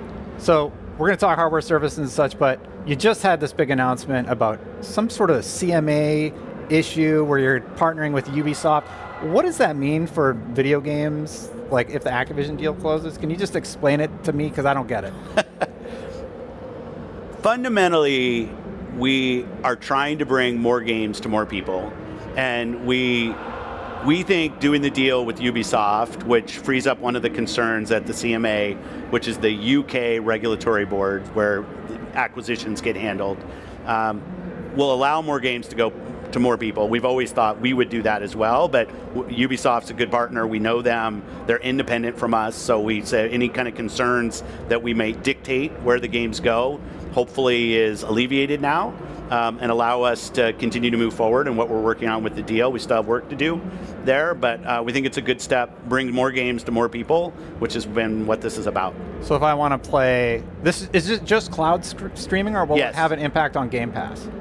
It is the rights that will go to Ubisoft when the deal closes are the cloud streaming rights for ABK games. So Call of Duty, I can still boot that up on Game Pass potentially once the deal closes. Yeah, on ABK, I'm going to a different answer now just because of the way you asked that. I want to make sure people know that there's work to actually move games to Game Pass. So for people who think the deal's going to close October 18th, then everything's available to Game Pass. That's not true. And it hasn't been true in other acquisitions that we've done. There's work for us to go do, just mechanical work for us to go do. So it will take us time, definite time, to get the games in portfolio. But this has nothing to do with making native games available in Game Pass. This is all about the Ubisoft relationship, is all about the cloud streaming rights for ABK games. Well, that ABK being Activision Blizzard King. It's really Activision and Blizzard, since they have the kind of pay-to-play games. That makes me feel a lot better. Thanks, CMA, for making it super confusing. But anyway. But let me say, it's in addition to other deals that we've done, right? Like GeForce and Boosteroid, Ubitus, other deals. I think there's some GeForce announcements going out now about our PC games starting to hit their... So if you're a GeForce Now subscriber and you're a Game Pass subscriber, you're starting to be able to stream the PC versions of those games, which I think is an awesome part of this as well. Getting more games to more people has been what this is about. Not taking games away from PlayStation. I know that's not what it is. We look at the success of Xbox as how many people are playing Xbox games, and that's important to us. Yeah, I mean, if you took them off PlayStation, you would literally lose money. That we would. Doesn't yeah, it's never been in the sense. plan. I mean, I've had to wear a suit and tie. People have like seen all that stuff. You look We're not very, there anymore. You look very fancy. Let's talk Xbox Series X.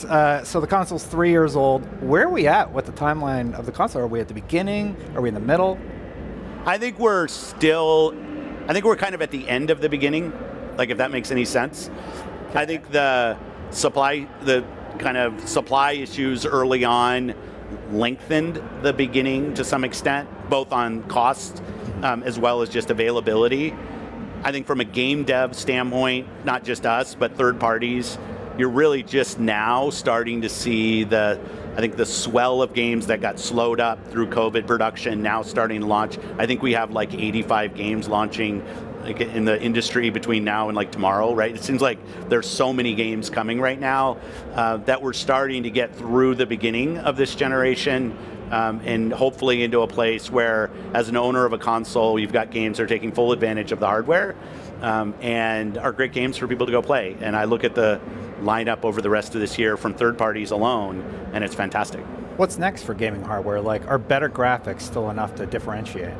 I think better graphics, more realistic feel will always be important. I also love that different form factors are coming out. I thought what Valve did with the Steam Deck was awesome. I'm traveling with my ROG Ally when I'm here, having a great time playing games. I feel like it's a remote Xbox for me, right? I log in, my community's there, my games are there. All devs should support cross saves, so that's to you, Remnant 2 team. I'm playing a ton of Remnant 2, but I can't move to PC. But I just love the fact that I'm able to take my save games where I go and play. So I love that hardware is becoming more diverse, both in price point and in form factor and usability, so that more people are playing. Do you have any news about some sort of mid-generation refresh for Xbox? No. We're doing right now the increased storage on the Series S. The black one, yeah. That's what we actually call it, is the black. Looks awesome. Yeah, it does. It looks great. But no, like I said, we're kind of at the end of the beginning in my mind. So I think we need to let devs settle on this hardware and get the most out of it. But in terms of increased frame rate, increased resolution, I just look at what goes on PC with high-end GPUs, high-end CPUs. And it's not always just about pixel count or frame resolution. I think there's lighting techniques. There's a bunch of things that go into what makes a game look and feel great. And we have a ton of headroom as an industry there. The Baldur's Gate 3 team brought up some issues with Xbox Series S and split screen getting it to work properly. I know the Forza team announced that it won't launch with split screen, I believe.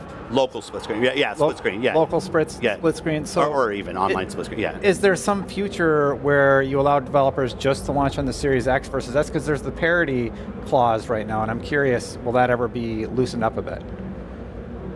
I want to decouple these issues a little bit. Yeah. The decision to do split screen or not is a creative decision, a dev decision. So if we think about like Forza, it has nothing to do with any kind of hardware thing on S and X, just where they wanted to focus their time. We obviously see the data in terms of how many people play local co-op for games. I love local co-op. Shout out to Vampire Survivors that just launched it, fantastic. But there's also just let's go where the play is in terms of where we're going to focus our dev resources. In terms of the two platforms, I want games to launch on both platforms. There are feature differences between the platforms. We have an ability to kind of handle that and how it works. Where teams are going to choose to focus their time and their effort is up to them. We're here to support them and what they want to go do. We want to make sure that games, when they're launching on competitive platforms, are also launching on Xbox. So we're going to learn from this experience as well, because we don't love that. But I don't think it's something that's like a fatal flaw in the system. It's partners prioritizing their time, us listening and being a good partner to them. And you see some amazing games doing great work across S and X. Diablo looks great, Starfield looks great, Forza looks great across both.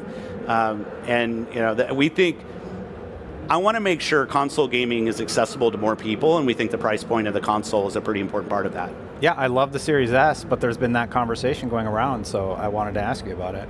Yeah, no, I think it's a fair question. I will say that I think some of the some of the discussion in the community has maybe not come from us or the devs. It's been more the community building, well, this happened, and then that happened, and then so it must be about this. And I think we can do more to add clarity to actually where we are, and I look forward to doing that. So you threw like 300 devs out to Larian to help them get Baldur's Gate on Xbox? It wasn't 300, but absolutely. 400, wow. No, it's a great game. They're an important partner. I'm meeting with them here at Gamescom. Like it's a game I want to see on the platform, and we have resources that helped in terms of making sure it's going to sit. I think they've said it's going to ship by the end of the year. I think that's their words. Yeah. In terms of what they've said. But like we should together come up with clarity to set some expectations for Xbox fans, and I look forward to doing that. Okay, I just really like that game, so I'm hoping I can play it on my console soon. I do too. Yeah. Hopefully with cross save, so I can play my PC and my Xbox version back and forth. Yeah, got it. So, what else do we have? Game Pass does seem to be a bit of a tough sell for a lot of executives, I guess you call them. Kotick was one of those people that testified to it being a tough sell for him to bring Call of Duty to Game Pass. After closing, how are you going to breach that sort of ideological difference between you both? Well, there's a different person making the decisions. That's one thing. On Game Pass, it's not necessarily true that every game looks at Game Pass and says that's the opportunity for me. Like if you're a massively successful AAA franchise that has double-digit million marketing budget to go drive awareness and discovery of your game day one, and that's part of your model, I totally understand why you wouldn't window your game day one into a subscription. I got no issue with that. Like we do it as a first party for this because we're trying to grow the subscription and we're looking at the overall health of the subscription as an outcome. We love that. We see it grow on console, more growth on PC definitely now, which has been awesome, especially sitting here in Germany. We think about all the PC players here. But so I just got out actually of a roundtable with a bunch of indie development leads, studio heads, and the subscription helps them. It helps them in terms of dev funding, certainty in what they can go build. Every game that's in Game Pass is available for sale, so we're not trying to turn the world into a subscription-only world, I promise. That's not our plan. And we think it's a great model for certain teams, and for other teams that decide it's not the right model for them ever or right now, that's also totally cool as well. Okay. Well, unfortunately, I'm being told we're out of time. Uh-oh. I have a lot more great questions for you, but they'll have to wait. Thank you, Phil Spencer from Xbox, so much for joining us. We got to go. Coming up next, more video game news right here at Gamescom with IGN. Bye, everybody. One Punch! Tatsächlich gibt es jetzt ein One-Punch-Man-Spiel. Wer hätte es gedacht? Ich meine, wenn man an alle Spiele denkt, die man machen könnte, dann ist vielleicht das, wo der Typ einfach alle Bösewichte mit nur einem Schlag besiegt, nicht das Erste, was einem einfallen würde. Und trotzdem hat Crunchyroll das gemacht. Es gibt jetzt ein Spiel von One Punch Man, nämlich One Punch Man World. Und wir gucken uns das Ganze jetzt mal an.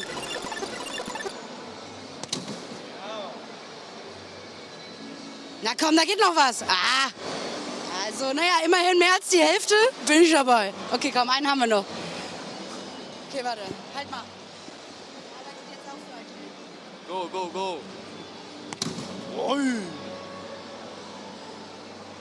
Das war sogar schlechter als vorher. Nochmal?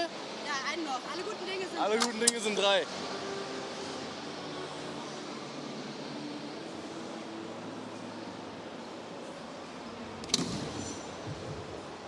Komm, komm, komm. Ja. Ist doch top.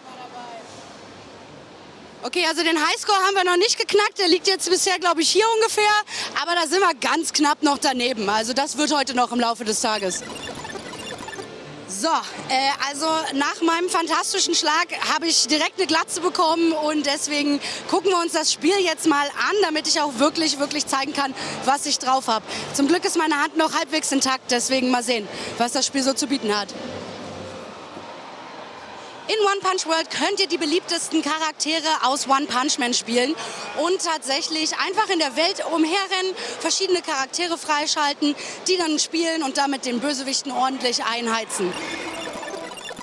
Hier am Booth könnt ihr euch coole Goodies abholen, zum Beispiel ein Mauspad, diese Maske oder ein Fächer. Das kann man hier immer gut gebrauchen auf der Gamescom.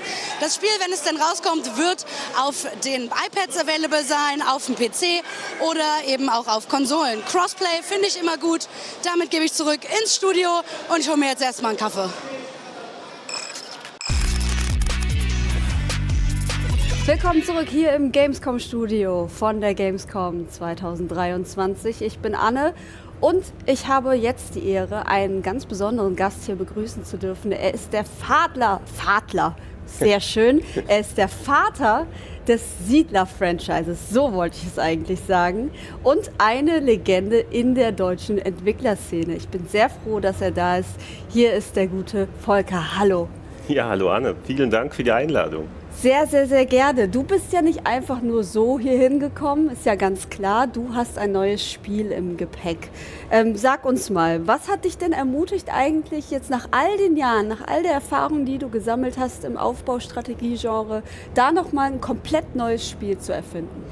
Ja gut, ich bin ja in der Spielebranche mittlerweile schon fast 40 Jahre. Ich habe schon sehr, sehr früh damit angefangen. Es ist also wirklich eine große Leidenschaft von mir und ich fürchte, ich werde auch die nächsten 10 oder vielleicht noch 20 Jahre, wer weiß, weiter in der Spielebranche sein. Und ich denke, es ist mal wieder Zeit für ein Aufbaustrategiespiel mit sehr hohem Wuselfaktor. Mit sehr hohem Wuselfaktor, da bin ich ganz bei dir. Pioneers of Pagodia heißt dein Spiel. Was genau würdest du sagen, macht es vielleicht neu in diesem Genre? Ja, es ist ein Spiel, in dem der Spieler mit indirekter Steuerung viele tausend Einheiten hat, die seine Aufträge ausführen. Und das hat eine große Faszination, weil diese Einheiten halt diese Aufträge selbstständig ausführen und dadurch völlig eigene Dinge dann entstehen, manchmal auch Sachen, die der Spieler gar nicht beabsichtigt hat. Da können Kettenreaktionen entstehen. Auf der anderen Seite freut man sich aber auch fantastisch, wenn die Pläne, die man geschmiedet hat, so aufgehen, wie man sich das vorgestellt hat. Du hast natürlich auch ein bisschen Gameplay mitgebracht. Vielleicht können wir da mal reingucken und das Ganze uns live ansehen. Hat das Ganze denn auch einen geschichtlichen Hintergrund? Also geht es wirklich auch nur darum, um einfach was Schönes zu erschaffen, oder spielt die Geschichte auch eine tragende Rolle? Ja, die Hintergrundgeschichte ist, dass wir hier auf einer Welt sind, die von einer Katastrophe heimgesucht wurde, und es ist eine Inselwelt mit sehr vielen einzelnen Inseln, auf denen verschiedene Fraktionen leben, und der Spieler sucht diese Inseln auf und versucht dort den Einwohnern zu helfen und die Aufträge zu erfüllen, damit sie wieder vereint werden können. Ja, und das ist für den Spieler schon auf jeden Fall eine sehr abwechslungsreiche Herausforderung. Unsere Welten werden prozedural generiert. Das heißt, jede Insel ist anders und man weiß nie, welche Überraschung auf einen wartet. Die Herausforderungen wechseln dadurch und jedes Mal hat man wieder neue Aufgaben, und auch die strategische Situation ist in jedem Spiel anders. Das heißt also, in einem hat man vielleicht wenig Rohstoffe, in einem anderen ist es so, dass man vielleicht wenig Platz hat, um am Anfang zu bauen und sich erstmal weit ausbreiten muss. Immer neue Herausforderungen. Okay, wir können es hier gerade ja live sehen. Was für verschiedene Gebäude kann man denn da zum Beispiel bauen? Sind das so die Standardsachen wie zum Beispiel Erz abbauen und jemand muss Holz fällen gehen, damit erstmal ein Grundgerüst entsteht? Wie entwickelt sich das Ganze dann? Ja, also es gibt verschiedenste Bereiche. Natürlich Rohstoffabbau spielt eine große Rolle. Es gibt verschiedene Erze auch. Man kann natürlich am Anfang braucht man auch sehr oft Baumaterial. Aber auch Nahrungsversorgung ist zum Beispiel wichtig. Es gibt verschiedene Nahrungstypen. Auf der einen Seite müssen die Bergarbeiter in ihren Minen versorgt werden, damit sie genug Kraft haben, um den Bergbau zu betreiben. Auf der anderen Seite wird auch die Bevölkerung mit Nahrung versorgt, damit sie sich vermehrt und man dann mehr Einwohner hat. Denn die Aufgaben wachsen ja ständig, die man dann auf einer Insel hat. Ja. Und außerdem müssen beispielsweise die Einheiten, die das eigene Gebiet verlassen und auf Entdeckungsreise gehen, zum Beispiel der Entdecker, der dann das Gebiet erkundet. Hier sehen wir gerade mal den Nebel, der Gebiete verdeckt, die man noch nicht kennt. Und der Entdecker muss auch verpflegt werden für seine Reisen. Klar, ja. Mir fällt auf jeden Fall auf, das Ganze sieht sehr bunt, sehr farbenfroh aus. Habt ihr euch bewusst denn dafür entschieden, das Ganze, sage ich mal, fröhlich zu gestalten? Ja, also wir wollen auf jeden Fall eine positive Atmosphäre und positive Stimmung im Spiel haben. Das ist uns sehr wichtig. Wir sagen in Englisch, sagen wir dazu dann oft Ingenious Relaxation. Das ist also auf der einen Seite schon entspannend, auf der anderen Seite aber auch mental fordernd, das Spiel. Ja. Und das liegt daran, dass es gibt sehr viele Systeme im Spiel, die einem helfen. Man muss jetzt nicht jedes Micromanagement bei dem Spiel selbst steuern, weil ja auch die Figuren selbsttätig agieren. Aber auf der anderen Seite gibt es unzählige Möglichkeiten, die Strategie, die eigene, zu verbessern und zu optimieren. Das heißt, es ist recht leicht, überhaupt mal Sachen zum Funktionieren zu bekommen. Man setzt einfach ein paar Gebäude und die tun sich dann schon gegenseitig helfen. Aber das zu optimieren, zum Beispiel die Wege so zu bauen, dass die Transportenzeiten verkürzt werden oder dass sehr effizient dann der Wald gerodet wird oder so, das sind alles Dinge, die man auf viele Arten verbessern kann. Und ich bin ganz großer Freund von Tieren in solchen Spielen. Kannst du uns ein paar Beispiele nennen? Ich fand es immer sehr schön, wenn man irgendwie das Wild gesehen hat, das da so durch die Landschaften zieht oder auch Wale dann, wenn es quasi mehr zu sehen gab. Was gibt's hier bei euch? Ja, also zum Early Access haben wir nur 3 Tierarten im Wald, die man jagen kann. Okay. Ja. Aber was eine wichtige Sache ist, alles ist in diesem Spiel simuliert. Das heißt also die Figuren, die sich durch die Spielwelt bewegen, aber genauso die Tiere, die es gibt, aber auch die Pflanzen, die man anpflanzt, sogar die Wälder, die Gebäude, alles ist Teil der Simulation und jetzt nicht nur irgendwie eine, sagen wir mal, Pseudo-Darstellung, die dem Zweck dient, dass der Spieler jetzt ein Feedback aus dem Spiel bekommt, sondern man kann wirklich alles nachvollziehen, was in dem Spiel passiert. Wenn irgendetwas nicht funktioniert, kann man überlegen, okay, wieso kommt jetzt auf dem Marktplatz, wieso kommen die Himbeeren da nicht an? Und kann dann im Spiel nachvollziehen, okay, liegt es daran, dass die nicht geerntet wurden oder liegt es daran, dass sie nicht transportiert werden?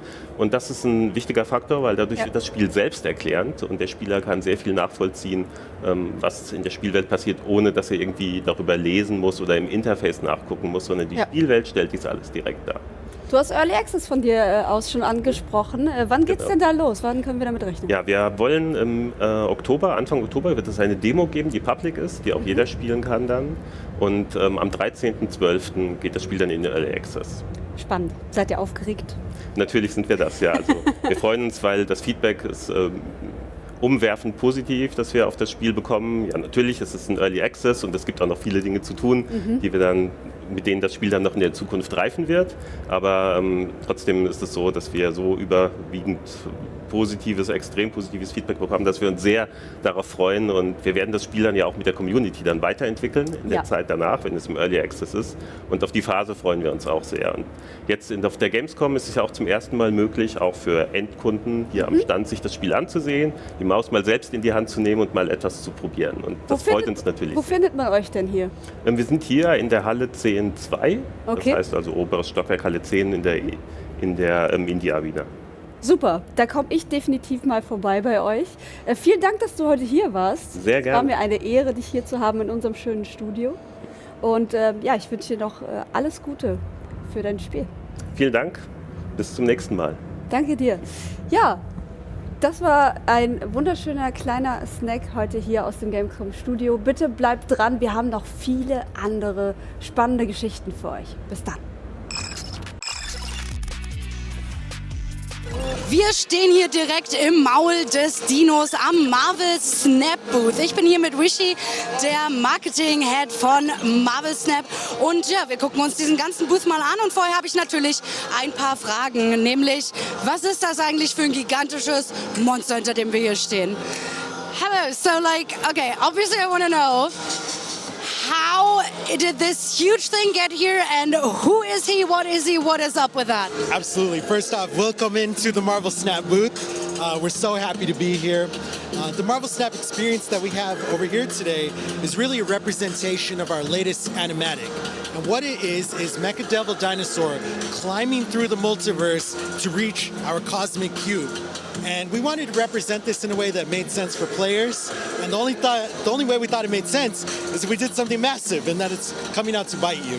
So players can come here, they get a chance to take a few photos in front of it. And once you get your photos, you can pick them up over there for a reward in your inbox in Marvel Snap. Also wenn ihr zum Booth tatsächlich kommen wollt, dann könnt ihr dieses Riesenvieh begutachten, der die ganze Zeit durch das Multiversum hopst. Und ihr könnt euch, wenn ihr den Booth einmal angeguckt habt, danach auch einen kleinen Zettel abholen und dann könnt ihr euch ein paar kleine Credits für das Spiel verdienen. So, Marvel Snap is a turn-based combat game. How likely is it that there's actually going to be paper play available? Marvel Snap is purely a game that you can pick up and play for free forever if you want to. We only pay to get skins or things like that. And by the way, all of these awards you can earn yourself too just by logging in and playing. We didn't want to have a game where you had to pay to do something. We wanted to create a game that's fun. Credit to the team at Second Dinner and Marvel, as well as Newverse, for making something that's really a love letter to Marvel fans and to card games. In fact, you can check out the latest version, which is PC, that launched today. And if you log in today, you can get the new variant for free, the Mecha Devil Dinosaur. Oha, okay, also ihr könnt es jetzt nicht nur auf eurem Telefon spielen, sondern auch auf dem Computer und wenn ihr euch heute sogar noch anmeldet, gibt es auch einen Charakter gratis. Jetzt haben wir ja bei der Opening Night Live schon einen Trailer gesehen mit mehreren Charakteren, da waren Deadpool, Squirrel Girl, da habe ich natürlich auch ein paar Fragen zu. So in the trailer that we saw, are these playable characters and playable skins that are upcoming, or are you just like, do you just want to show off with like awesome animatics? Which is fine, by the way, but... Thank you, yeah. Well, we want to do cool things with the IP, and we want to tell the story of Marvel through Marvel Snap. We think through different variations in cards, we get the opportunity to tell those stories. Now, Mecha Devil Dinosaur did show up in the game, and we could expect that some of the other ones will show up as well. We do hear the community, and we always want to do things for the players. So if you really love some of the variances and the cards that you see, let us know, and maybe we can make something happen. Alles klar, also am Ende liegt es natürlich an euch, welchen Charakter ihr sehen und spielen wollt. Und da hat der Liebe uns verraten, da ist noch einiges möglich. Wir gucken uns jetzt ein bisschen das Set genauer an und ich will vor allem wissen, was es mit diesem Cube auf sich hat. Bei Marvel wissen wir ja schon, dass Cubes da eine relativ wichtige Sache sind und das ist bei Marvel Snap natürlich nicht anders. Hier stehe ich jetzt hinter einem ziemlich großen interaktiven Cube mit dem Creator. Da möchte ich doch mal genauer wissen, was da los ist. Hello, this is IGN, I'm Leonie, and you are? My name is Jake Laser. We built this cube for Marvel Snap. We're here to show it off. Alright, so you build a cube. Sie haben sozusagen diesen Würfel hergestellt. So what does it consist of and what happens? So it's made of some PVC, like acrylic see-through plastic, and it has pneumatic cylinders inside that basically expand when you press a button. It's got a bunch of lights in there too, a whole bunch of electronics. So when you hit that button over there, it snaps. Here, I'll do it real quick. Just watch it. Uh-oh. What do I do? Yes. So just like in the game, it expands and like flashes and makes noise. So that's what it does. Yeah. Okay, this is where my free credits are from, right? Yeah. Okay, so tell me again, what is it? It's like it's working with air and compression? Yes. So it uses compressed air to expand these cylinders to make it pop out like you just saw. And a bunch of like stage lighting to make it all light up. And it plays sound too, like the snap in the game. So. Okay, also da ist tatsächlich ein Haufen Luft drin, das ist so ein bisschen wie eine Dampfmaschine, das wird dann sozusagen compressed und wieder aufgepackt und muss natürlich auch technisch und ingenieursmäßig gut ineinander übergehen, damit das auch wirklich wie ein Puzzleteil wieder zusammengeführt werden kann. Jetzt möchte ich natürlich wissen, warum macht man, also ich meine, ich verstehe hier, weil das sieht super aus, aber warum macht man sowas und das auch noch hobbymäßig?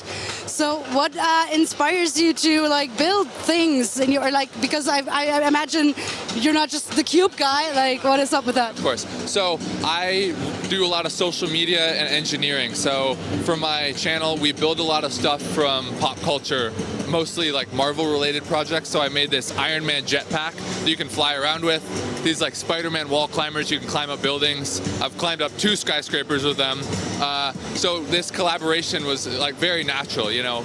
It just makes sense for us to build like a Marvel thing for all of this. So yeah.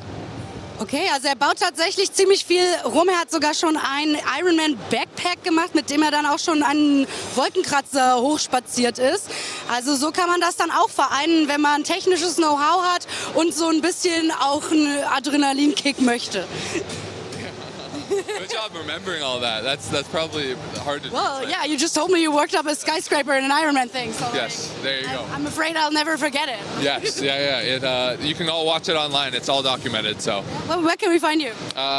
YouTube.com/JLaserVideo, TikTok, Instagram, JLaserVideo, wherever you want to find it, whatever social media you use. So, yeah. Thank you so much, and good job on the cube. Thank you. I'm gonna press the button again. Can I press the button? Can I press the button? I want to press the button.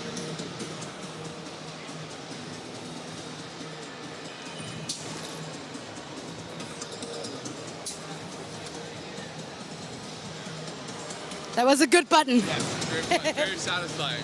Right? Yeah, it is. It is. Actually, yeah.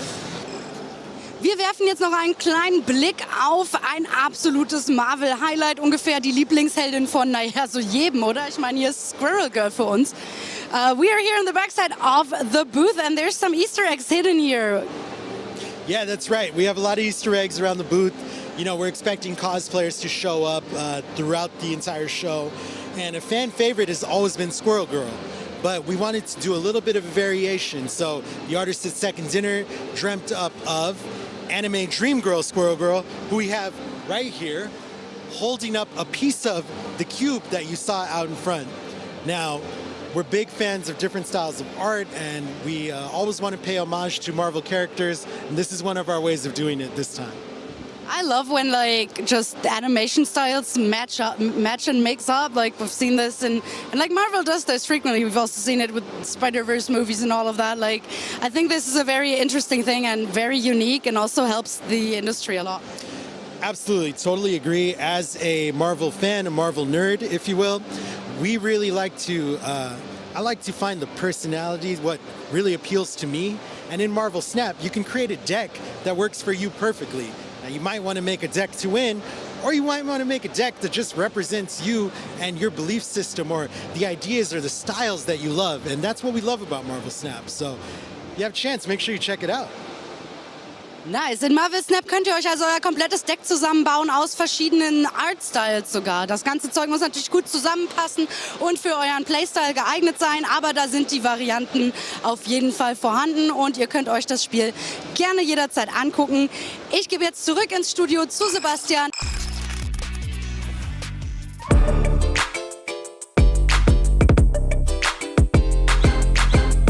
So, liebe Leute, es geht jetzt los. Sie haben uns gerade gefragt, ob wir ready to fly sind. Ich habe zwar Nein gesagt, aber es hört keiner auf mich. Und wie ihr vielleicht sehen könnt, geht es jetzt aufwärts und jetzt wird es auch ein bisschen schneller. Ich versuche mich gerade einfach darauf zu konzentrieren, euch so ein bisschen zu erzählen von dem Ganzen und das hier zu ignorieren. Das ist gar nicht so einfach. Genießt mit mir jetzt in dem Moment einfach mal die Aussicht und wahrscheinlich den Stufe 3 Sonnenbrand, den ich mir jetzt in den nächsten 15 Minuten hole.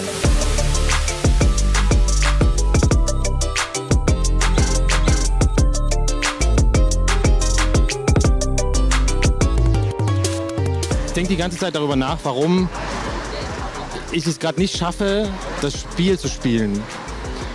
Und ich glaube, der Grund ist, dass meine Füße hier gerade 50 Meter über dem Boden hängen, ich die Claudius-Therme hier direkt von oben beobachten kann, die Seilbahn so schön vor uns her schwingt und wir direkt über der Autobahn hängen. Jesus Maria.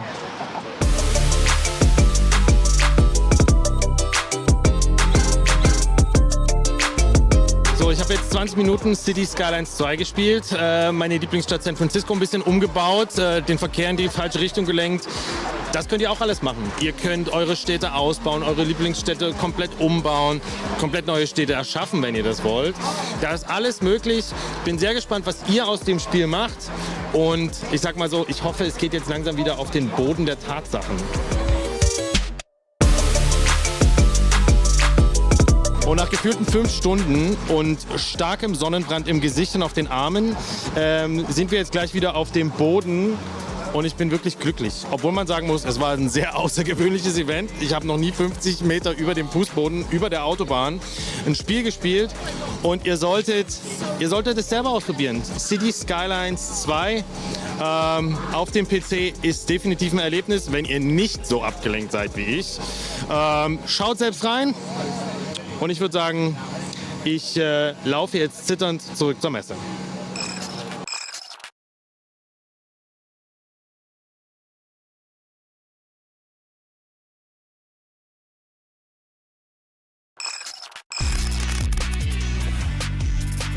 Hey Leute, willkommen zurück im Gamescom Studio 2023, hier live von der Gamescom.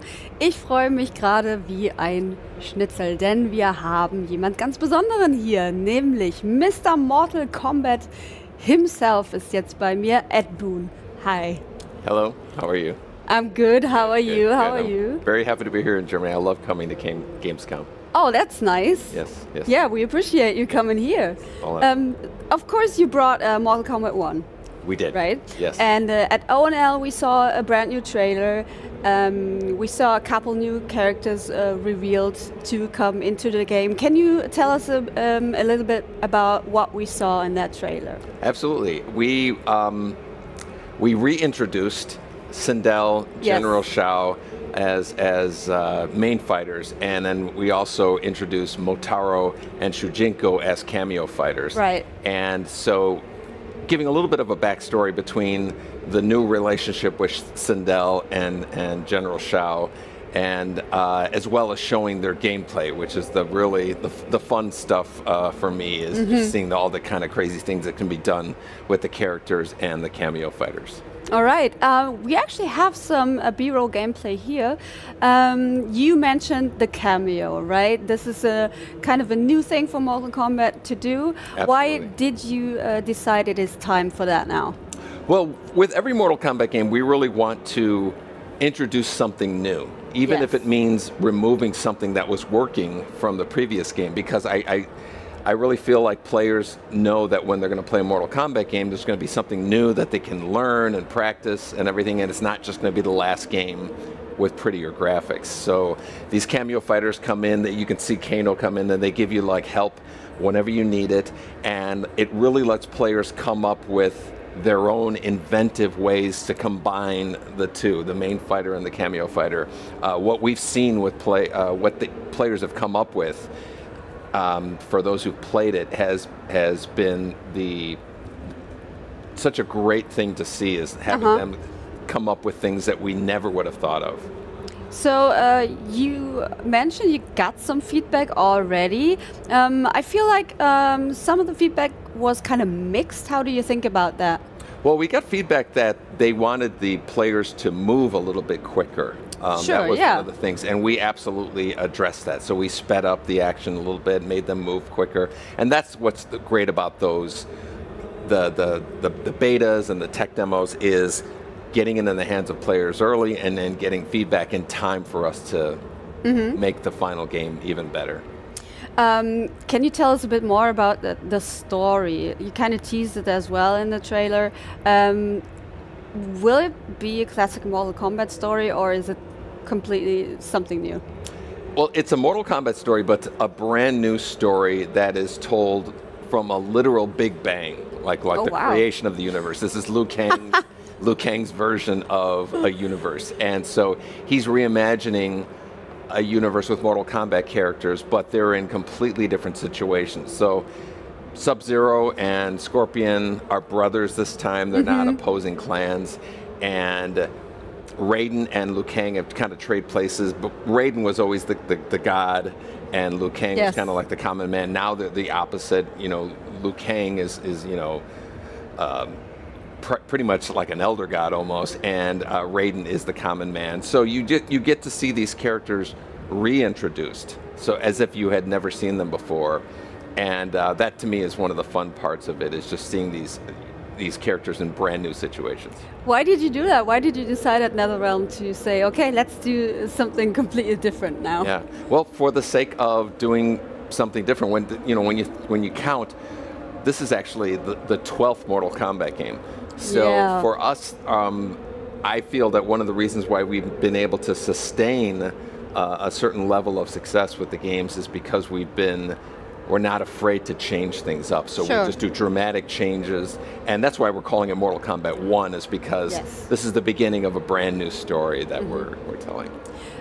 I'd like to talk about esports real quick. How important is it to you that games like fighting games like Street Fighter, Mortal Kombat, and Tekken, they're all big esports games, right? And they have things like Evo where they compete against each other. How important is it to you that Mortal Kombat is within this league of very good fighting games?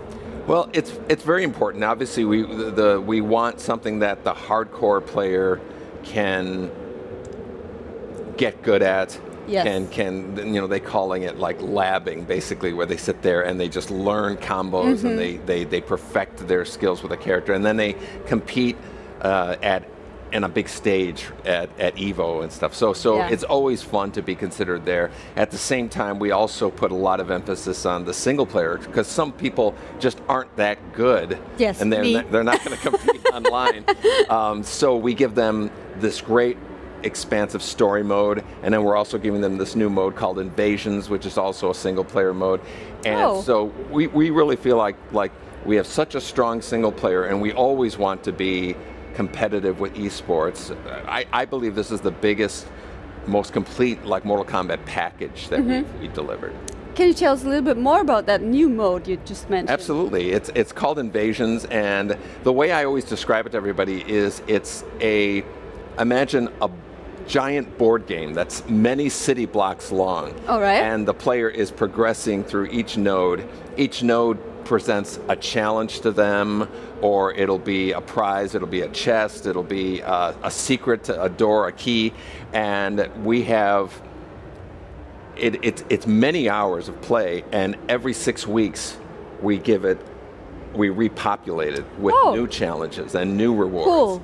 And so the player just keeps coming back. And so we have many seasons planned out for the players to keep coming back and getting all these. It's probably the main source of getting rewards in this game, as well as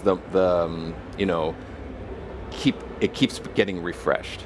That sounds very exciting. Yeah, it is. That people can come back and experience new stuff. Oh yeah. Yeah, that's quite a good decision, I'd say. Yeah, we're very all right, thanks. I think that's all the time we have for now. Thank you for stopping by. Thanks for having me. All the luck in the world to Mortal Kombat 1. I'm a big fan, so I'm gonna play it day one for sure. Oh, thank you. I appreciate that. Alright, ja, das war's hier von mir und Ed Boon zu Mortal Kombat 1. Und ja, ihr solltet definitiv dranbleiben, denn wir haben sehr viel mehr für euch im Petto. Bis gleich. Ich bin jetzt hier mit Hide the Pain Harold und wir stehen hier am 9-Gag-Booth. Wir haben einige Fragen mitgebracht und der gute Mann versteht mich sogar, nicht wahr? Ja, ich verstehe gut. Ich habe da mal eine Frage und zwar, wie würdest du die Erfahrung, zu einem Meme zu werden, beschreiben in einem Wort? Unglaublich. Absolut unglaublich. Wir glauben es dir auf jeden Fall trotzdem. Ist das deine erste Gamescom? Ja, ich bin zum ersten Mal hier. Ich habe schon teilgenommen auf ähnlichen Veranstaltungen in Italien meistens, aber das ist die größte, ja. Und ich konnte mich nicht vorstellen, dass es so viele Aussteller hier gibt und so viele Neuigkeiten gibt. So, ich hatte noch nie die Gelegenheit, alle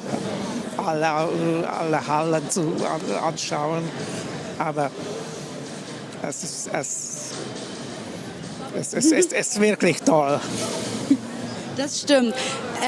Spielst du derzeit irgendein Spiel oder hast du ein Lieblingsspiel? Ja, ich habe ein Lieblingsspiel, was auch hier dabei ist. Und es ist World of Tanks Blitz. Ich habe damit gespielt zu Hause auch. Ich habe einen Account auf Deutsch auch erkannt. Fantastisch, dann. Aber meine ersten Computerspiele waren sehr altmodisch von heute zu sehen. Ich habe mit einem Computer Spektrum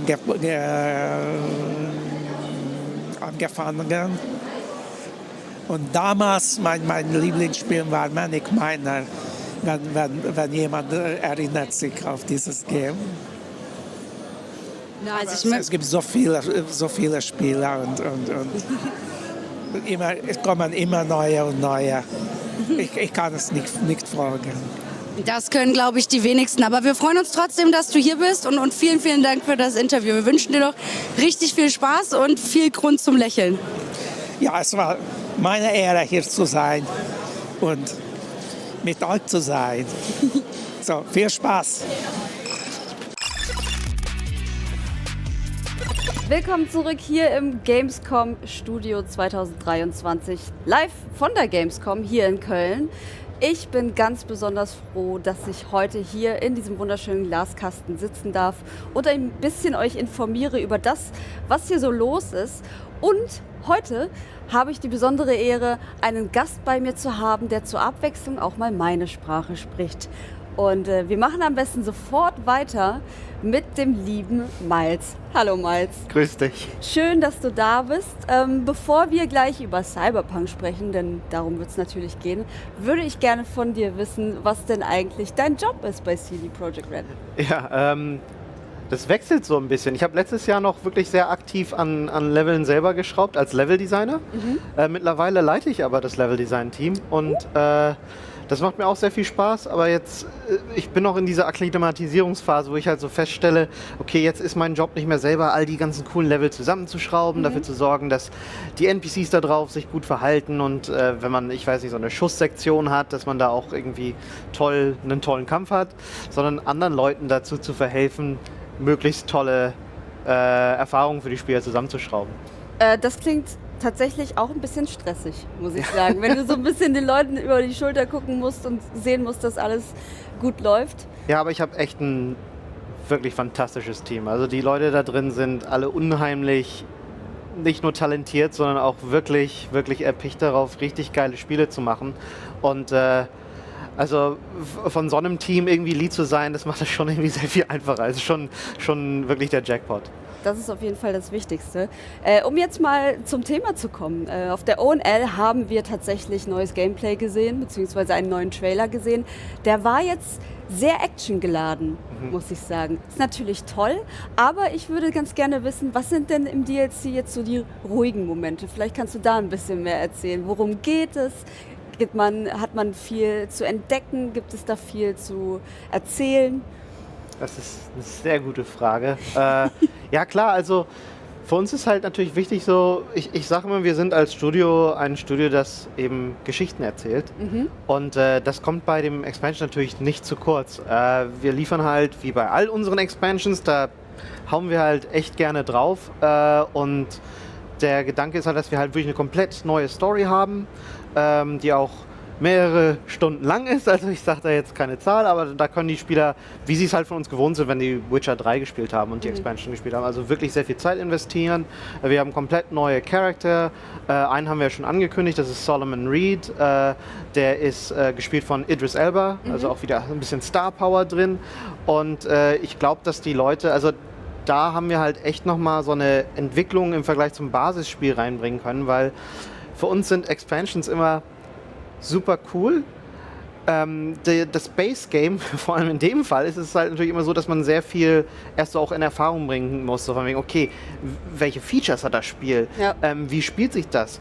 Wie kommt das bei den Spielern an und so? Und jetzt, sowas kann man bei dem Expansion, das weiß man dann ja schon alles und man weiß, wie man die Sachen macht. Das heißt, man kann sich mehr darauf konzentrieren, das noch cooler und besser zu machen. Und ich glaube, das werden die Leute, die unserem Expansion dann eine Chance geben, und ich hoffe, das sind viele von euch, dann auch sehen. Also ich bin da wirklich sehr angetan von der Qualität, die wir erreicht haben. Gibt es da was Spezielles, was ihr komplett überarbeitet habt oder verbessert habt oder wo du sagen würdest, das hat bisher gefehlt und jetzt ist es endlich drin? Ja, also das ist tatsächlich witzig, dass du fragst. Also es ist ja im Prinzip so, dass wir für das Expansion im Prinzip keinen Stein liegen gelassen haben und im Prinzip haben wir jedes einzelne System im Spiel teilweise von Grund auf überarbeitet. Das klingt nach viel Arbeit. Es war viel Arbeit. Wir sitzen jetzt auch schon eine Weile dran, ne? und haben auch eine Weile auch von den Patches her schon länger nicht mehr von uns hören lassen. Das liegt einfach daran, dass wir jetzt angefangen haben, wirklich dieses Expansion zu polieren und in dem Rahmen natürlich auch das 2.0 Update, was wir gestern angekündigt haben, weil die ganzen coolen Sachen, die wir gestern angekündigt haben, das Polizeisystem, wo wir jetzt komplett, ich sag mal, die Leute ihre GTA-Fantasien ausleben können, ne? Indem sie halt sich mit der Polizei anlegen. Oder das Cyberware-System, was wir komplett überarbeitet haben. Also Cyberware ist jetzt der einzige Ort im Spiel, wo man Rüstung kriegt. Jetzt ist es nicht mehr auf der Kleidung. Ne? Dann haben wir, wie in unserem Anime, auch so ein bisschen mehr diese Fantasie reingebracht, dass die Cyberware, die man hat, die verarbeitet der Körper nicht so ohne weiteres. Dein Körper hat ein Limit, wie viel Cyberware er tragen kann. Und muss man halt so ein bisschen jetzt strategischer entscheiden, welche Cyberware man wirklich in seinen Körper installiert und was nicht. All diese Sachen, die kommen dann nämlich auch für die Leute, die das Spiel einfach schon haben, in der Form eines Patches. Und das ist für mich echt groß, weil wie geil ist es bitte, dass man als Entwickler sagen kann, hey, guck mal Leute, wir überarbeiten das Spiel, wir haben euch gehört und jetzt bringen wir diese ganzen Updates for free. Ne? Und wenn ihr dann noch Bock habt, dann kauft bitte das Expansion, weil wir echt sehr viel Arbeit auch in diese neue Story, den neuen Distrikt, also es kommt ein komplett neuer Bereich im Spiel, neue Quests, neue Nebenaktivitäten, Waffen, Fahrzeuge, das ist alles Teil des Expansions und ja. Kannst du uns vielleicht ein Geheimnis erzählen? Etwas, was noch keiner weiß? Tricky, ich weiß. Es ist sehr tricky, weil natürlich von so Spoilern möchte ich keine geben. Wir vielleicht so kleine Hinweise. Wir haben ein paar Geheimnisse, die wir wirklich stark für uns behalten, die wir auch wirklich aus dem Marketing und so raushalten. Also das ist vielleicht das, was ein Tease. Andererseits ist es halt so, wir haben so viele Überarbeitungen in dem Spiel, auch so, jetzt haben wir gestern die größten angekündigt und dann, wenn der Patch und das Spiel, also das Spiel sage ich schon, dann rauskommen, dann werden da nochmal wieder natürlich Patch-Notes und so kommen und da wird auch nicht alles drinstehen, weil es einfach so viele Sachen sind und wahrscheinlich ist es eher so, dass die Spieler und Spielerinnen dann endlich das Spiel spielen und uns dann sagen, was sie noch so finden, weil wenn man sich das mal so vorstellt als Entwickler, wir arbeiten jetzt schon eine gewisse Weile da dran und es ist halt relativ schwer zu tracken, was für Veränderungen immer in dieses Spiel reingehen oder wie die auch überarbeitet worden sind. Teilweise gehen auch mal Sachen während der Entwicklung rein und dann gehen die wieder raus, weil passt dann doch nicht so. Und wir haben so viele Kleinigkeiten, wie zum Beispiel jetzt einen Cooldown auf Consumables. Das heißt, du kannst nicht einfach nur noch deine Heiltränke, sage ich jetzt mal so Spam oder Granatenspam machen, sondern da muss man auch ein bisschen mehr überlegen, wie man das timet. Wir haben die Talentbäume komplett überarbeitet. Was finde ich noch besonders cool? Autos werden einem jetzt nicht mehr so über SMS so zugeschickt oder so und dann muss man da irgendwo hin und die einsammeln, sondern die kann man jetzt über eine Webseite kaufen, also wirklich in dem Spiel. Und da sind also so viele kleine Neuerungen reingegangen, die das Spielprinzip so sehr viel runder machen. Wir haben die gesamte Spielbalance auch nochmal auf den Kopf gestellt. Netrunner funktionieren nochmal anders. Also das ist wirklich und. Das klingt richtig krass, klingt nach einem neuen Spiel quasi.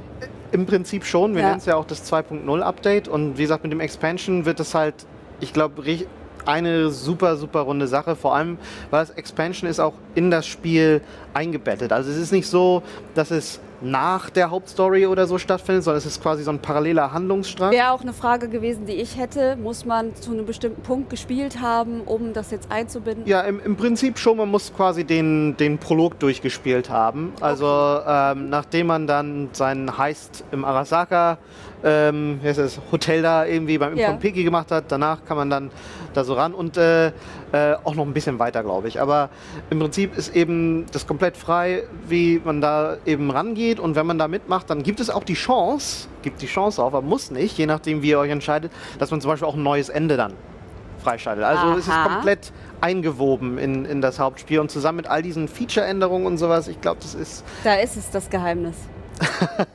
Ein neues Ende. Nein, Mann. Ja, mal gucken, ob's. Aber ihr wisst ja, wie wir Enden machen. Also wer sich da jetzt ein Happy End weiß nicht. Wir werden es sehen. Okay, letzte Sache. In einem Satz. Worauf bist du am meisten stolz bei diesem Projekt? Boah, Schwer, ne? Was sage ich jetzt, ohne dass das jetzt irgendwie so zu cheesy wird? Also ist ja, das war halt, nach dem Launch war halt echt eine schwere Zeit. Nicht nur ich sag mal, für all unsere Fans, die uns irgendwie jahrelang begleitet haben, sondern auch für uns als Entwickler. Ne? Weil kein Spieleentwickler geht irgendwie, also ich kenne keinen in meinem Umkreis, aber auch die Leute, die hier rumlaufen, gibt keinen, der losgeht und sagt, ey, ich möchte ein scheiß Spiel machen oder sowas. Ja. Ne? Also es gibt es einfach nicht. Jeder, der als Spieleentwickler arbeitet, möchte einfach das möglichst geilste Spiel irgendwie bauen. Ob du kleine Mobile Games machst oder riesige AAA-Titel. Und natürlich war die Moral wirklich, wirklich am Boden eine Zeit lang. Aber das Coole war halt eben, wie das Team sich relativ schnell gefunden hat und eben auch diesem der teilweise echt starken Toxizität im Internet auch so gegengestellt hat und gesagt hat, Leute, wir wollen jetzt dann aber auch liefern, ne? Und wir setzen uns jetzt hier hin, fast 3 Jahre lang, ja, und werden einfach unsere Taten sprechen lassen und haben wirklich dann einen Patch nach dem anderen Stück für Stück gemacht. Der Elan in dem Entwicklerteam einfach dann zu sagen, okay, wir machen immer noch den extra Schritt. Ne? Wir hätten ja auch einfach schon mit den Patches einfach aufhören können, aber nee, diese ganzen Systemüberarbeitungen gehen zum Beispiel auch auf die Kosten nicht nur unseres Gameplay-Teams, aber vor allem die Gameplay-Designer, die dann gesagt haben, Leute, wir wollen da echt noch mal viel machen. Ne? Und da hat halt das ganze Studio dann mitgezogen und da ist es eben auch cool, dass wir als Entwickler in diesem Team auch die Chance bekommen haben, die Zeit, das Geld, ne, um diese Änderungen jetzt einzuführen. Und also insofern hoffe ich halt, dass dieser Launch dann für uns echt gut läuft, dass die Resonanz fantastisch wird. Wie gesagt, das Update, mit dem die meisten dieser Änderungen kommen, ist komplett gratis. Wenn ihr das Spiel habt, einfach dann downloaden, wenn es soweit ist. Und dass dann die Leute sehen, wie viel Herz da reingeflossen ist. Ja. Und dann Spaß an dem Produkt haben.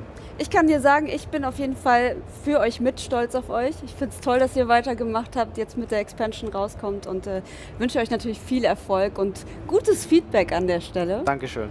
Ja, das war's von Miles und mir hier aus dem Studio. Wir gucken jetzt mal, was als nächstes hier passiert auf der Gamescom 2023. Bei der Gamescom geht es natürlich nicht nur um Spiele und Development, sondern auch um alles rund ums Thema Gaming, so wie zum Beispiel auch Feminismus im Gaming oder eben Diskriminierung. Deswegen sind wir hier bei einem Panel von SK Gaming und unter anderem ist Rapperin Bad Moms J dabei. Und ganz ehrlich, die hat da sicherlich einiges Wichtiges zu sagen, denn sie als Frau hat sicherlich schon einige Erfahrungen gemacht, wie es ist in ihren Bereichen, in denen sie eigentlich unfassbar gut ist, unfassbar doll nicht ernst genommen zu werden. Und deswegen schauen wir da mal rein und hoffen, dass es für sie gut läuft.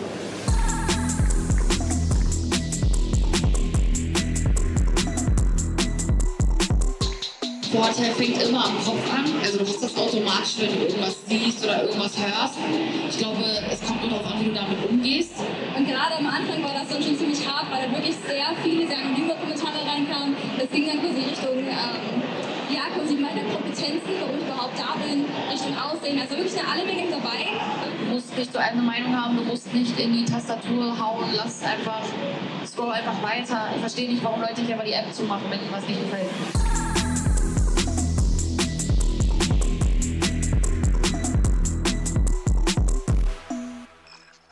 Eine Fußballerin, Rapperin und E-Sportlerin, die sind hier zusammen im Panel unterwegs und reden über ihre Erfahrungen in ihrem jeweiligen Fachgebiet. Denn die sind nun mal männerdominiert und darüber entstehen Vorurteile. Solche Sachen könnt ihr hier auch auf der Gamescom erleben. Und ich gebe jetzt zurück ins Studio.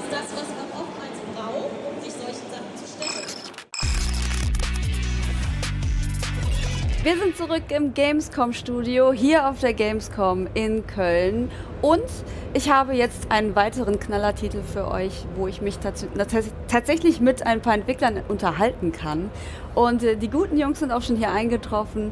Also heißt bitte willkommen Alex und Cesar. Hallo. Hello. Hello. Hi guys. So what are your job titles to get in with this first? Well, I'm creative director for Lords of the Fallen. and I'm the art director of Lord of the Fallen. That's nice. That's a good case that we have you guys here, so we can talk about the nice looks of the game as well. Yeah, we're very happy to be here, and always glad to talk about the game. Yeah, thanks Of for course, having us. yeah, sure, you're welcome. So, to clear something up first, this Lords of the Fallen game, is it in any way connected to the one from 2014, or is it a complete reboot and standalone? Well, you're right on both accounts. Oh. This is not a good answer, I suppose. No. So, it is connected in every way. I'll start from the obvious things. The story is a continuation of the first game. So in our game, you're going to get to see the consequences of Harkins, the protagonist of the first game, his actions. You're going to see the consequence, albeit a millennia later. So the story is a continuation. We inherited absolutely everything when it comes to creatures, lore, schools of magic.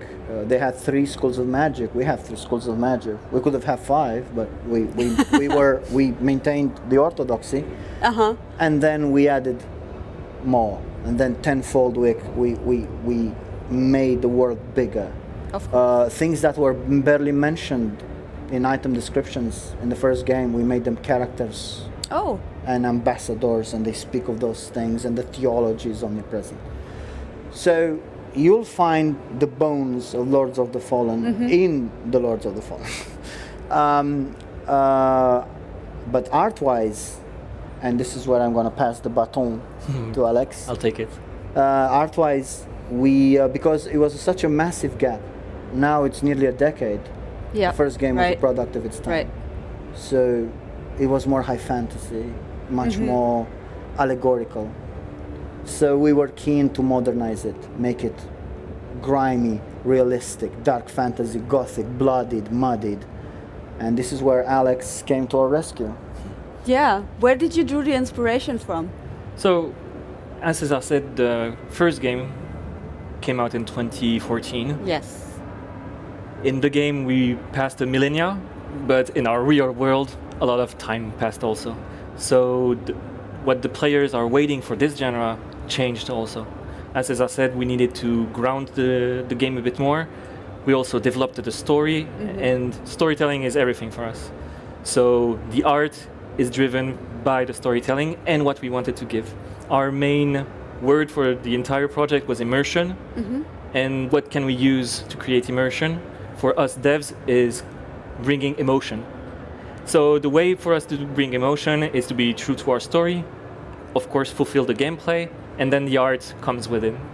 So in terms of references, we took everything that was from the dark fantasy, like Berserk, the manga Berserk, Bestiarius, or Claymore, and more, let's say, from the literature, like Game of Thrones, The Black Company, stuff like this. This is what we use to create the dark fantasy tormented world, which is what we call Axiom, and it's our, let's say, real world. And on top of this, you probably noticed there is a second world, the world of Umbral. And this is our, let's say, gateway to do a bit of a twist in the genre, but also for us an opening not only from dark fantasy, but to the realms of cosmic horror, something more Lovecraftian, with the influences of artists like Vladislav Bekinski or Giger, the creator of the Xenomorph. And also one very particular artist that helped us when we were, exploring what we were going to do for Umbral. I was fed by all the stories from César, who was like the most passionate person I ever saw. Also by Saul Gascon, our director. And from all this, I tried to find, what could be the angle for Umbral? So it's something different, something we didn't see in the action RPG genre. And I thought of this artist, a French artist, who's named Olivier de Sagazan. And he's a performer who makes very weird stuff. He adds clay and argile on his face, and he creates in lifetime horrible creatures and monsters with sounds and everything. And this was so striking. It was so much a good representation of nightmare above nightmare, and something that we never saw, that it was our first step to a huge deep garden. well. Yeah. A very deep well. Okay. A garden of death where we explored for years now as in Umbale. And yeah, that's more or less how everything started. So when you change realms, you use that lantern, right? I've seen that in a trailer. Does the gameplay also differ then? Yes. So the dual realm concept was something that we explored very early on in the onset. And the reason for it being was that we wanted the players to play through their failure. Sure. To play through the game over. So you suffered game over, but that doesn't mean you're out of the fight. This is also tied to our onboarding and allowing you to, because we believe the difference between motivation and frustration is understanding why did you fail? What does the game want you to achieve? So this allows you to play through it. So we had this concept where, okay, you are resurrecting place, not from the beginning. You're in the same place, but now you have different layouts, different means to overcome the challenge, to extricate from combat or engage with certain other enemies. And this opened the Pandora's box of what happens after you die? What are the rules of this realm? It's like even when you see other shows that are like Stranger Things, the toxicity. Is that the world toxic to the player? How does that manifest? What are the creatures of this realm? Are they different? Of course they're different creatures. They look at you. They're starved for your vigor, as we call the life essence of the player. You come in a world that's desiccated, so they hone in your life force. Their nightmares, corruption made manifest. They materialize in their figments. So all these designs came out, this world that affects you mentally, because you have the dread counter. The more you spend in Umbral, the more you see illusions, the more powerful enemies converge upon you.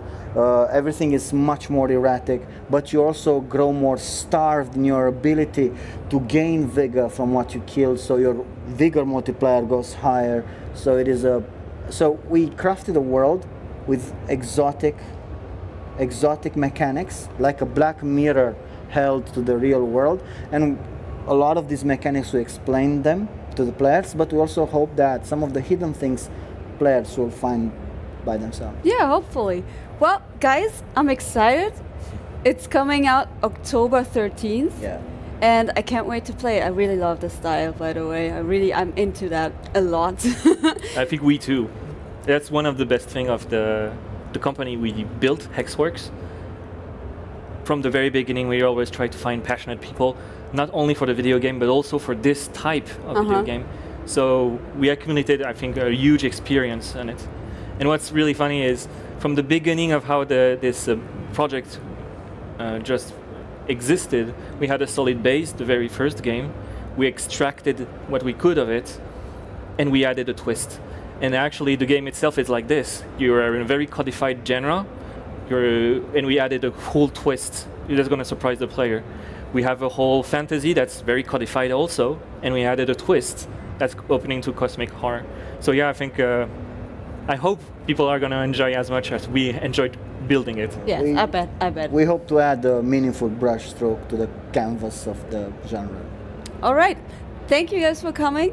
Thank you for having us. Das waren die neuesten Infos zu The Lords of the Fallen. Ich bin sehr gespannt, wie das Game letzten Endes wird und gebe jetzt weiter an die Nächsten.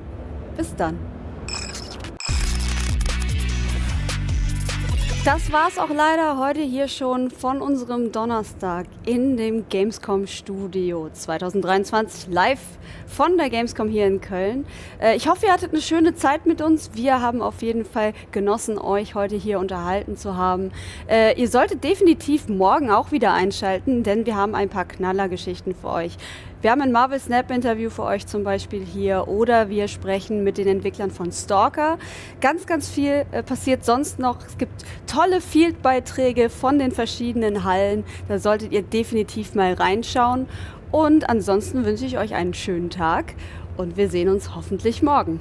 Macht's gut.